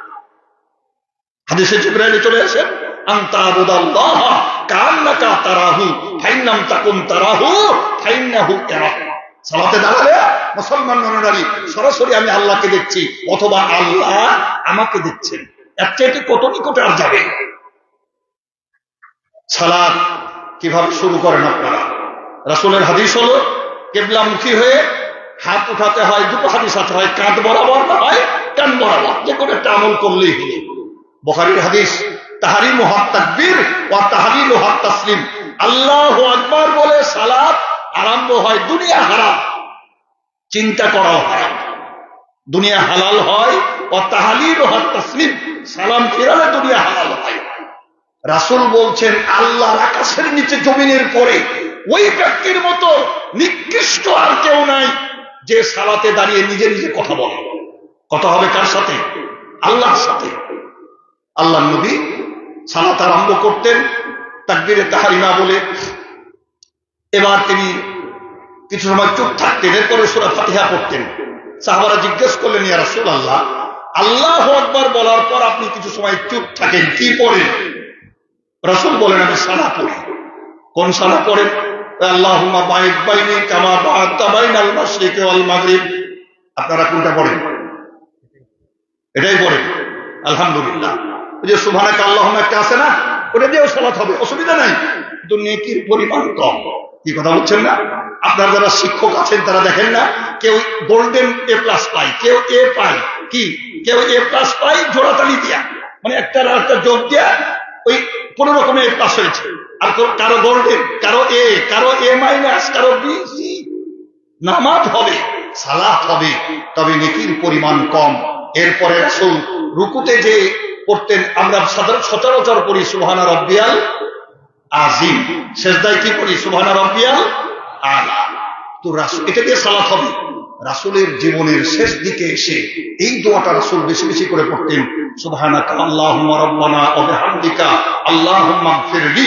এটা রুকুতেও পড়তেন, একই দোয়া সিজদাতেও পড়তেন, সুবহানাকা আল্লাহুম্মা রাব্বানা ওয়া বিহামদিকা আল্লাহুম্মা গফিরলি। কোথায় সুবহানা রাব্বিয়াল আযীম? একটা শব্দ, আর এটা কতটি, কত তফাৎ, নেকির কত কম বেশি। বিশ্ব নবী বলেন, সাহাবারা শোনো, সেজদায় যে আমার উম্মতের কোন নারী পুরুষ যদি সুবহানাকা আল্লাহুম্মা রব্বানা ওয়া বিহামদিকা আল্লাহুম্মা গফিরলি যতবার বলে আল্লাহুম্মা গফিরলি, আল্লাহ ফেরেশতারাকে ডাকে আর বলতে থাকে, সাক্ষী থাকো রে ফেরেশতারা, ও যতবার বলে আল্লাহুম্মা গফিরলি, আমি আল্লাহ ঘোষণা দেই ওকে আমি ক্ষমা করে দিলাম। বান্দা যতবার বলে আল্লাহুম্মা গফিরলি, আল্লাহ বলে তোকে ক্ষমা করে দিলাম, আল্লাহ বলে তোকে ক্ষমা করে দিলাম। এই দোয়াগুলা জানতে হবে, আমাদের আমল করার চেষ্টা করতে হবে, যেটাতে নেকি বেশি। সম্মানিত উপস্থিতি, আমি আপনাদের খিদমতে যে বিষয় বলার চেষ্টা করছিলাম, দেখুন শীতকালে বাতাস এলে গাছের পাতা ঝরঝর করে ঝরে পড়ে না? আল্লাহ রাসূল বলছেন ছোট্ট একটা দোয়া আছে, ওই দোয়াটা পড়লে আমলনামা থেকে গোনা ঝরে পড়ে যায়, আমলনামা থেকে গোনা ঝরে পড়ে যায়। এরপরে এই যে বাজারে যাবেন আপনারা, ওই যে বাড়ি একটা বাজার আছে না, ছাতিহাটি বাজার, ওয়েল বাজার, আল্লাহ রাসূলের একটা হাদিস, দোয়া, বাজারে প্রবেশকালে ছোট্ট একটা দোয়া আছে, দোয়াটা একবার পড়লে 10 লক্ষ নেকি দেন আল্লাহ, 10 লক্ষ গুনাহ মাফ করে দিন, মর্যাদা বাড়িয়ে দিন। যেদিন থেকে সাহাবারা এই দোয়াটা শিখলেন, দল বেঁধে বাজারে কাজ না থাকলেও বাজারে যে ওই দোয়াটা পড়ে আবার চলে আসতেন, খালি নেকির আশায় যেতেন। সুবহানাল্লাহ। ওই যে মাতাকুম রাসূল ফাকুযুহু ওয়া মা নাহাকুম আনহু ফান্তাহু, কিভাবে তারা আঁকড়ে ধরতেন রাসূলের নির্দেশটা। এবার দেখুন, আমি যে কথা বলার চেষ্টা করছিলাম, হৃদয়ের সবটুকু আবেগ উজাড় করে শুনুন। যেমন ঘুমের বড়ি খেয়েও যার ঘুম ধরে না, রাতের বেলায় ঘুমের বড়ি খেয়েও ঘুম ধরে না, রাসূলের একটা ছোট্ট দোয়া আছে, বিশুদ্ধ হাদিস, ওই দোয়াটা শুয়ে আমল করতে থাকবেন, আল্লাহ আপনাকে ঘুম দেবেন ইনশাআল্লাহ। ছেলে মেয়ের কথা শুনে না, স্বামী স্ত্রীতে মহব্বত নাই, প্রতিবেশী হিংসা করে, মাঠে ধানের শীষ পড়ছে কৃষক, কি দোয়া পড়বেন? মাঠে গিয়ে গাছে মুকুল দেখা দিয়েছে, কি দোয়া পড়বেন? আমার আব্বা আল্লামা দুরুল হুদা আইয়ুবী 12টা বই লিখে গেছেন, জোরে বলি আলহামদুলিল্লাহ। জীবনের শেষক্ষণে আমার পিএইচডি থিসিস, এই থিসিসটা উনি হাতে নিয়ে পড়তেন শুয়ে শুয়ে, আর বলতেন, বাবা প্রত্যেকটা লাইনে রেফারেন্স দেওয়া আছে, ডক্টরেট থিসিস। তো আমার জীবনের আশা, আমি তোমাকে একটা ওসিয়ত করে গেলাম, তুমি একটা দোয়ার বই লিখবা। ওই দোয়ার বইটা একজন মুসলমান নরনারীর জীবনে জন্ম থেকে মৃত্যু পর্যন্ত যত রকমের দোয়া দরকার সব থাকতে হবে। বাজারে দোয়ার বইয়ের অভাব নাই, জাল জয়ীতে ভরা, জাল জয়ী পিঠা দিয়ে ভরা, কোনো প্রমাণ নাই। তোমার এই বইটা হতে হবে অথেন্টিক, যে হাদিস, কোন হাদিস কত নম্বর হাদিস কত পৃষ্ঠায় আছে, এইটা হতে হবে এরকম। কোরআনের আয়াত দিয়ে যদি দোয়া হয়, কোন সূরা কত নম্বর আয়াত, এবং সাধারণ শিক্ষিত, জেনারেল শিক্ষিত নারী পুরুষ যেন পড়তে পারে, ওই আরবিটার বাংলা উচ্চারণ দিয়ে দিবা, ফজিলত দিয়ে দিবা। আপনার ওসিয়তের জন্য আদর্শ দোয়া শিক্ষা, এই বইটা অনেক কষ্ট করে আমি আপনাদের জন্য নিয়ে আসছি। এটা বাজারে কোনো দোকানে পাবেন না। আদর্শ দোয়া শিক্ষা, এবং আমার আব্বা আল্লামা দুরুল হুদা আইয়ুবীর জীবনীটা, যেহেতু উনি ওসিয়ত করেছিলেন, ওনার জন্ম, শিক্ষা জীবন, কর্মজীবন, মৃত্যু এবং দাফন, শেষে ওনার জীবনীটাও দিয়ে রেখেছি। 100 টাকা করে দাম। যাওয়ার সময় ওখানে আমার ড্রাইভার গেটের কাছে আছে, আপনারা নিয়ে যাবেন। মা বোনেরা ছেলে মেয়েদেরকে পাঠিয়ে সংগ্রহ, প্রত্যেকটা বাড়িতে সফল আমল করার চেষ্টা করবেন। বিভিন্ন বিষয়ে যত রকমের দোয়া দরকার সব এর মধ্যে দেয়া আছে। আল্লাহ পাক আমাদেরকে তৌফিক দান করুন, আমিন, আল্লাহুম্মা আমিন। পরিশেষে যে কথাটি বলতে চাচ্ছিলাম, খুব ভালো করে শুনেন। পরিবারের সদস্য 3 জন। কয়জন? জোরে বলেন, কয়জন? বাবা, মা আর একমাত্র ছেলে। বাবা, মা আর একমাত্র ছেলে। বাবা ডে লেবার, খুব গরিব মানুষ, আর মাও পরের বাড়িতে ঝি চাকরানির কাজ করে। আসলে এরকম লোক আছে না? আপনাদের কাছে টাকা পয়সা চেয়ে ছেলেকে পড়ায়, এরকম বহু লোক আছে। ছেলে খুব মেধাবী, ছেলে এক চান্সে মাস্টার ডিগ্রি, বিসিএস দিয়ে একেবারে government service holder, BCS cadre. হঠাৎ করে আব্বা মারা গেল। এখন কয়জন হলো? কথা বলেন কয়জন? তিনজন ছিল, আব্বা মারা গেল, তাহলে কয়জন? মা ছেলে দুইজন। এইবার মার ছেলে দুইজন। খুব ভালো করে শোনে, হৃদয়ের সবটুকু আবেগ উজাড় করে শোনার চেষ্টা করুন। ভাই কি সমস্যা আপনাদের? আপনি আপোষে কথা একটু আসতে বলবেন যাতে এখান পর্যন্ত আওয়াজ না আসে। আচ্ছা, হতেই পারে আপনাদের কোনো প্রয়োজন থাকলে একটু আসতে বলবেন। সম্মানিত উপস্থিতি, যে বিষয় আপনাদের খিদমতে বলার চেষ্টা করছিলাম, খুব ভালো করে শুনুন। দেখুন, ছেলে বিসিএস ক্যাডার, সুতরাং অনেক ধনী পরিবারে বিয়ে হলো, এটাই হয় কি? ঠিক আছে না? তারা গরিব, কিন্তু ছেলে বিসিএস ক্যাডার, ধনীরা রূপে নিয়েছে। অনেক সম্ভ্রান্ত পরিবারে বিয়ে হলো। বাপের ভিটায় ছেলে সরকারি আমলা, একেবারে বিশাল বিল্ডিং তুলল, কিন্তু ছেলে বড্ডই নেমুখ হারাম। ওই যে মা বেড়ার ঘরে ছিল বাপের আমলে, ওই বেড়ার ঘরেই মাকে রাখলো, মার জায়গা ছেলের বিল্ডিং হলো না। এরকম ছেলে বুঝি আপনাদের রয়্যাল ছাতে হাঁটিতে নাই? আছে নাকি বাবা? শোনেন, যেই সন্তান পিতামাতাকে সাথে নিয়ে খায় না, ভাত তাই না, ওষুধ তাই না, মাকে সাথে নিয়ে খায় না, মনে রাখবেন আপনার সন্তানও আপনাকে দেবে না। ঠিক কিনা বলে? ওল্ড হোম বুঝেন আপনারা? ওল্ড হোম, বৃদ্ধাশ্রম আছে নাকি? টাঙ্গাইলে আছে না বৃদ্ধাশ্রম? আচ্ছা, গরুর বৃদ্ধাশ্রম লাগে, ছাগলের? গরুর লাগে না বৃদ্ধাশ্রম, ছাগলের লাগে না? কার লাগে? আশরাফুল মাখলুকাত, সৃষ্টির সেরা, ওয়ালাকাদ কাররামনা বানি আদম। আল্লাহ আকবার। আল্লাহ বলেন সর্বোত্তম সৃষ্টি বনি আদমের সন্তান। রাখে কাকে? কতটা নেমুখ খারাপ যে মার পেটে 9 মাস 10 দিন ছিল। আল্লাহ আকবার, আল্লাহ আকবার। মার দুধ পান করে মানুষ হয়েছে, মার বুক পেশাব করে ভিজিয়ে দিয়েছে 5 মাসের শীতের রাতে, মা রাগ করে ফেলে দেয়নি। গরিব মা, বেশি কাঁথা কাপড় ছিল না, ভিজা বিছানাতে বাচ্চাকে রাখলে ঠান্ডা লাগবে, এজন্য নিউমোনিয়া হবে, তাই মা ভিজা বিছানাতে পিঠ দিয়ে আপনাকে আমাকে বুকে করে সারা রাত কাটিয়েছে। ওই মাকে রেখে আসে বৃদ্ধাশ্রমে। যে বাবার হাত ধরে স্কুলে গিয়েছিলেন, যে বাবার হাত ধরে রয়্যাল ছাতিহাটি সম্মিলিত জামে মসজিদে নামাজে গিয়েছিলেন, মসজিদে গেছেন লেখাপড়া করার জন্য, বাবা টাকা দিয়ে মানুষ করেছেন, সেই আব্বাকে রেখে আসে বৃদ্ধাশ্রমে। কতটা নিমুখ খারাপ। অনেক মহিলাও আছে, এই বাবন ভালো করে শোনেন, কিছু বৌমা আছে চেষ্টা করে স্বামীকে নিয়ে কেমন করে আলাদা হবে। কি আছে না? এরকম আছে না? খালি স্বামীকে নিয়ে আলাদা হওয়ার টেন্ডেন্সি।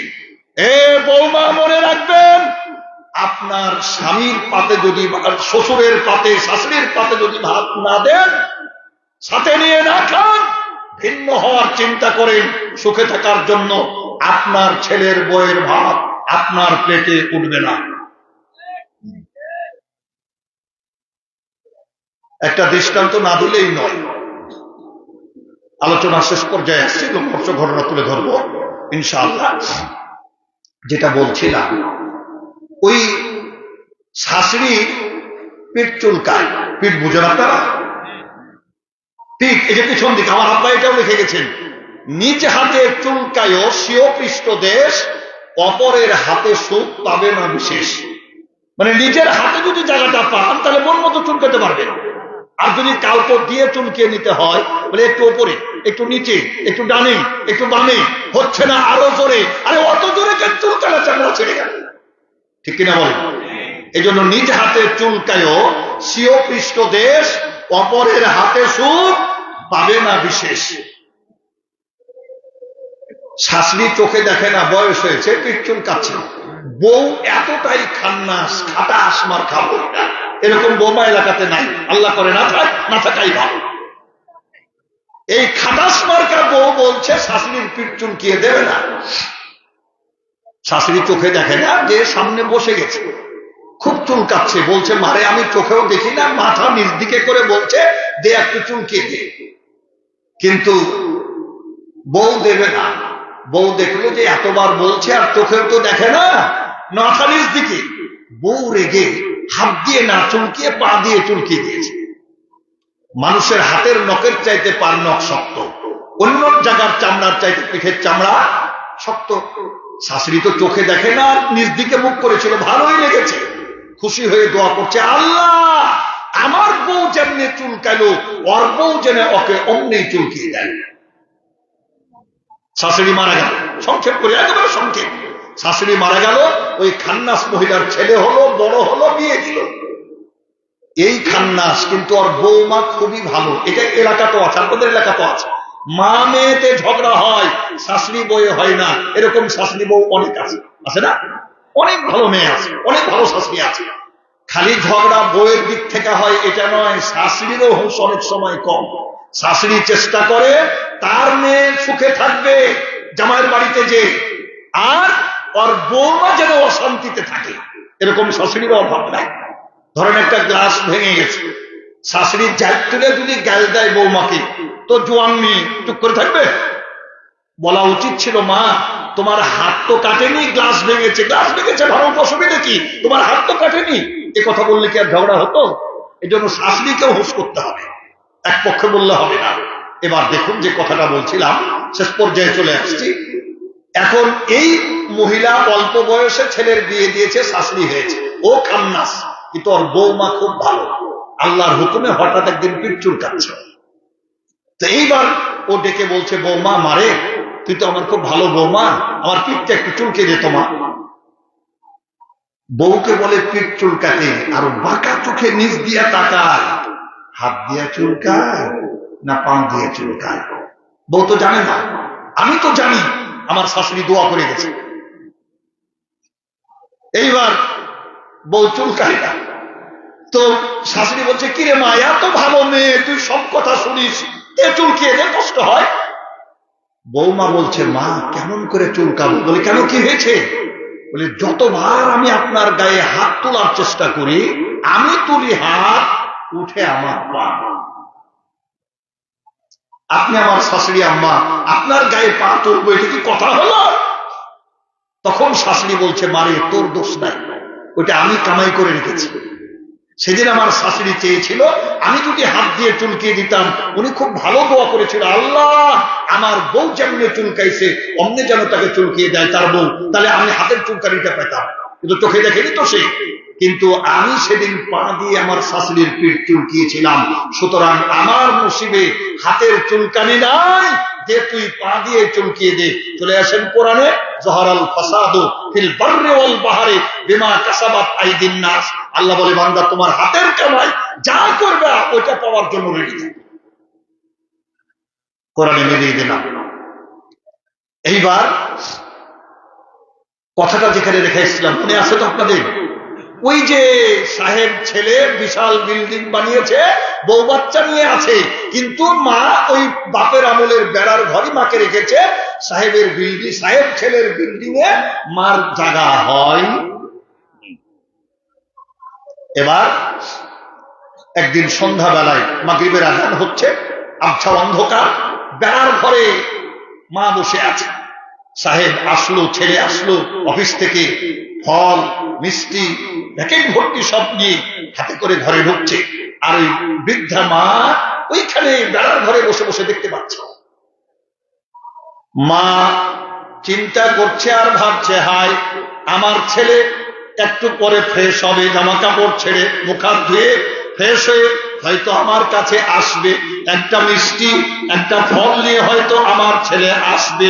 এই আসবে আসবে করতে করতে রাত 1টা 2টা 3টা, রাত ফজর হয়ে গেল, ছেলে আর মার কাছে মিষ্টি ফল নিয়ে গেল না। সারাটা রাত মা অধর নয়নে আল্লাহর কাছে কাঁদে, মার চোখে ঘুম এলো না। ফজরের আজান হয়ে গেল, আসসালাতু খায়রুম মিনান নাওম। জনম দুঃখিনী মা তাহাজ্জুদের সালাত আদা করে, ফজরের সালাত আদা করে পূর্ব আকাশ আরক্তিম হয়ে উঠল। লাঠি হাতে বৃদ্ধা মা এবার বাড়ি থেকে বেরিয়ে একটু হাঁটতে বাড়িয়েছে। ছেলের মনে হলো আমার বউ বাচ্চা নিয়ে সব মিষ্টি ফল তো খাওয়া শেষ, মিষ্টির প্যাকেটে রস লেগে আছে, মা যদি দেখতে পায় তাহলে আমার মার কষ্ট হবে। ছেলে এটা বুঝতে পেরেছে।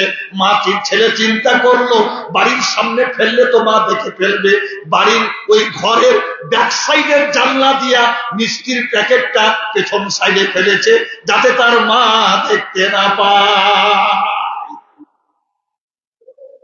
মিষ্টির প্যাকেটটা মা দেখতে না পায়। অদৃষ্টের নির্মম পরিহাস।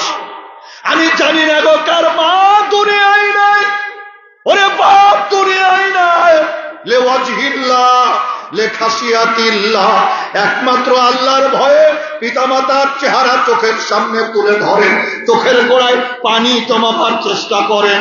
হায়রে জনন দুঃখিনী মা, গর্ভধারিণী মা সারা রাত ধরে কেঁদেছে, লাঠি হাতে ঘুরতে ঘুরতে ওইখানে বাড়ির পেছন দরজায় চলে গেছে, জানলার কাছে চলে গেছে, যে দেখে টাটকা মিষ্টির রস লেগে আছে প্যাকেটটা।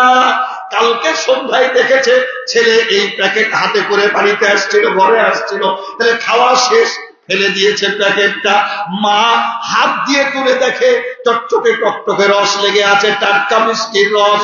মা সইতে না পেরে মিষ্টির প্যাকেটটা হাতে দিয়া লাঠি হাতে কাঁদতে কাঁদতে ঘরের দরজায় এসে কড়া নক করে বলছে, খোকা তুই কি এই খোকা ঘরে আছিস? বলে হ্যাঁ মা আছি। কই দরজাটা একবার খোল। ছেলে দরজা খুলে দেখে সর্বনাশ, খালি মিষ্টির প্যাকেট মা হাতে করে দাঁড়িয়ে আছে। ছেলে মাথা নিচু করে চোখ দিয়ে তার দাঁড় করে পানি ঝরছে, বুঝতে পেরেছে শিক্ষিত ছেলে। এবার থরথর করে কাঁপছে হাত, কি সর্বনাশ, আমি মাকে দেখতে দেব না এজন্য পেছনে ফেলেছিলাম, আমার মা তো ওটা হাতে করে নিয়ে আসছে। ছেলে মা ডাক দিয়ে কয়, খোকা এই মিষ্টির প্যাকেটটা তুই ফেলেছিস না পাশের বাড়ি থেকে ফেলেছে? মা কি জিনিস? মা বলছে না তুই ফেলেছিস। মা কি জিনিস বলতে পারতেন, এই তুই কেন কাজ করেছিস, বলছে না এটা তুই ফেলেছিস বাজার নাকি পাশের বাড়ি থেকে কেউ ফেলেছে। ছেলে বলছে মা আমি ফেলেছি। তুই ফেলেছিস? বলে হ্যাঁ। বলে তাহলে তোর সাথে আমার দুটো কথা আছে খোকা, এই কথাটা না বলে আমি পারছি না, তুই একটু শোন। খোকা শোন, পরিবারে মানুষ ছিলাম 3 জন, তুই একমাত্র ছেলে আমাদের, তোর বাবা, আমি তোর মা, আর তুই একমাত্র ছেলে। খোকা শোন রে, তোর আব্বা, আমরা গরিব মানুষ ছিলাম, জীবনে কোনোদিন তোর আব্বা 3টার বেশি মিষ্টি কিনতে পারতো না। ঈদ পরব অকেশনে মানুষ 3 জন মিষ্টি কিনতো 3টা, আধা কেজি 1 কেজি মিষ্টি কেনার টাকা তোর বাবার ছিল না। 3টা মিষ্টি কিনে বাড়ি এসে আমাকে বলতো, খোকার মা একটা তুমি খাও, একটা আমাকে দাও, একটা তোমার ছেলে খোকাকে দাও। আমি বলতাম, খোকার আব্বা আমি এখন খাবো না, তোমারটা খাও, আর তোকে একটা খাওয়াইতাম, আর আমার ভাগেরটা আমি বাটিতে করে রেখে একটা ঢাকনা দিয়া ঢেকে ওইটা চুপ করে তোকে আবার খাওয়াইতাম। আমি জানি না কার মা দুনিয়ায় নাই, কার বাপ দুনিয়ায় নাই। দুঃখিনী মা, মা ডাক দিয়ে কয়, খোকা শোন, তোর আব্বা বুঝতে পারতো, আমাকে ধমক দিয়ে বলতো, খোকার মা আমি তোমার স্বামী বেঁচে আছি, 3টা মিষ্টি কিনেছি, আমার ভাগেরটা আমি খাবো, তোমার ভাগেরটা তুমি খাবা, ছেলের ভাগেরটা ছেলেকে দাও। আমি জানি না আমি মরে গেলে তোমার ছেলে তোমাকে মিষ্টি খেতে দিবে কি না। খোকারের রাতের বেলায় তোর আব্বা আমাকে জড়িয়ে ধরে বলতো আর বকাবকি করতো, তোর আব্বার বকা খেয়েও আমি না খাইয়া, আমি তোর মা পরে খাবো বলে চুপ করে তোকেই খাওয়াইতাম 2টা, তোর আব্বাকে খাওয়াইতাম 1টা। খোকারে তখন আমার যৌবনকাল, মিষ্টি খাওয়ার বয়স ছিল আমার, কিন্তু নিজেরটা না খাইয়া আমি চুরি করে তোকে খাইয়েছিলাম বাজান। ওরে খোকা শোন, এখন আমার বয়স হয়েছে, আমি ডায়াবেটিকের রোগী, মিষ্টি দিলেও তো খেতে পারবো না, কিন্তু তুই আমার সন্তান, আমি চুরি করে তোকে খাওয়াইতাম, আর তুই কতগুলা নিয়ে আসা একটা মিষ্টি নিয়ে মার কাছে যেতে পারলি না। আমি তোর গর্ভধারিণী মা, তামাম রাত ওই অপেক্ষায় ছিলাম। আমি জানি না কার মা নাই, কার বাপ নাই, চোখের গোড়ায় পানি জমান লেওয়াজিল্লাহ লেখাসিয়াতিল্লাহ। মা বলছে খোকা শোন, আমি লেখাপড়া জানি না, তবে আলেমন আমার কাছে হাদিসটা শুনেছি যে পিতামাতার দোয়া আর আল্লাহর মাঝে কোনো হেজাব নাই, ডাইরেক্ট কবুল হয়, ডাইরেক্ট কবুল হয়।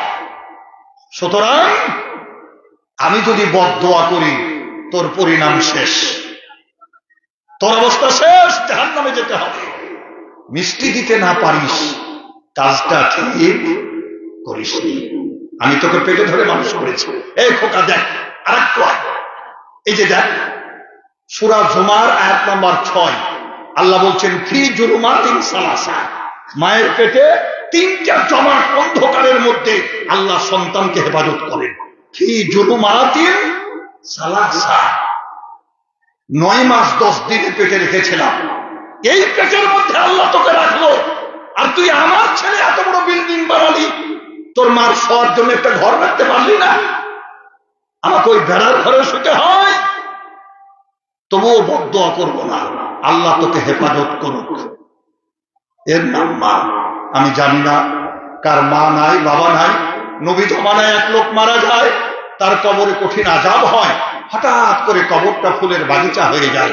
লোকটা বলে ফেরেশতারা এত ফিটাইলা মারলা, আর আজকে এত আরাম কারণ কি? বলে তুমি কি ওয়ারিস রেখে আসছো? বলে ছেলে মেয়ে বাড়িঘর সব রেখে আসছি। বলে তোমার সন্তানেরা তোমার নামে, তোমার নামে রোয়াইল মসজিদের জন্য আল্লাহর ঘরে কিছু দান খেয়াল করেছে, যে পাপের কারণে তোমার কবরে আযাব হচ্ছিল, তোমার ওয়ারিসদের দান ও দোয়ার কারণে আল্লাহ মাফ করে দিয়েছেন, আজ থেকে তোমার কবরে কোনো আযাব হবে না। আমি দেখতে চাই বিদায় বেলায় আল্লাহর হস্তে মসজিদের জন্য 10,000 টাকা, 20,000 টাকা, 5,000 টাকা, 1,000 করে 10 জন মানুষ একটু উঠে আসেন তো বাবা, একটু মুসাফা করে যান। আপনারা অনেক আগেই টাকা পয়সা দিয়ে দেন, তারপরে যদি কেউ বাকি থাকে, আল্লাহর রাস্তায় অনেকেই থাকে, নিয়োগ করে রাখে, মুসাফিরের হাতে দেবেন। শুধু রাজশাহী থেকে ছুটে আসছে, আবার চলে যেতে হবে। সুতরাং একটি প্রোগ্রামের জন্য অনেক কষ্ট করে আপনাদের কাছে ছুটে আসছে। আমি বিনয়ের সাথে অনুরোধ করব, বাবা 2 জন ছেলে একটা চাদর ধরেন তো, সবাই পকেটে হাত দিন, 10 টাকা, 5 টাকা, 1 টাকা, যার কাছে যা আছে, কেউ মাহরুম হবেন না। চাদর ধরেন একটা, সবাই পকেটে হাত দেন।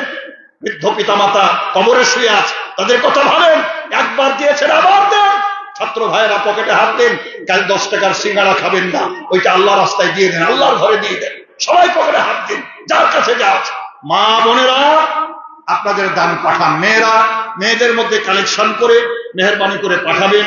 সবাই পকেটে হাত দেন। বাবা 1,000 টাকা 10 জন মানুষ, 1,000 করে টাকা 10টা মানুষ, একটু মুসাফা করে জানতো বাবা। আলহামদুলিল্লাহ, আল্লাহুম্মা সাল্লি আলাইহি, আল্লাহুম্মা বারিক আলাইহি। আল্লাহ তোমার এক গোলাম সর্বপ্রথম আমার হাতে 500 টাকা নগদ দিয়েছেন। আল্লাহ দান তুমি কবুল করো, মাকসুদ তুমি হাসিল করো। আমি দেখতে চাই একটু মুসাফা করে যাবেন। 1,000 টাকা, 500 টাকা, আলহামদুলিল্লাহ। আল্লাহুম্মা সাল্লি আলাইহি, আল্লাহুম্মা বারিক আলাইহি। পেয়েছি বাবা, আলহামদুলিল্লাহ। আল্লাহ তোমার গোলাম 1,000, আমিরুল ইসলাম সাহেব 1,000 টাকা দিয়েছেন। আমিরুল সাহেব, আল্লাহ দান কবুল করো। আমি 10 জন লোক দেখতে চেয়েছি, 1,000 করে টাকা, 1,000 টাকা, 10টা মানুষ। একটু উঠে আসেন বাবা। আপনারা ঘোষণাতে আমি শুনেছি ফাঁকে ফাঁকে 5,000, 10,000, 20,000 আপনারা টাকা দিয়েছেন, এবং এভাবেই দেওয়া হয় মোল্লা এলাকায়, ছাতিহাটি এলাকায়। তারপরেও শেষখানে একটু অনুরোধ থাকে যে যদি কেউ কিছু দিতে চান, আল্লাহর হস্ত দিয়ে বলছিলাম, মায়েরা আজি কে জাগ, বোনেরা আজি কে জাগ, তোরা না জাগিলে কে জাগিবে আর, তোরা যে অর্ধেকে ভাগ, তোরা যে অর্ধেকে ভাগ। আলহামদুলিল্লাহ, আল্লাহুম্মা সাল্লি আলাইহি, আল্লাহুম্মা বারিক আলাইহি। আল্লাহ তোমার গোলাম 1,000 টাকা দিয়েছেন, আমি 2 জন পেয়ে গেছি 1,000 করে, আর 8 জন মানুষ। একটু উঠে আসেন তো বাবা। নগদ 1,000 টাকা, বাকিতে নগদে না থাকলে বাকিতে নাম লেখার। মা বোনেরা আপনাদের দান পাঠান। আর গেটের কাছে আমার ওই বইটা আছে, আদর্শ দোয়া শিক্ষা। কোনো দোকানে পাবেন না, মার্কেটে পাবেন না। অনেক কষ্ট করে আপনাদের জন্য আমার হাতের এই লেখা বইটা।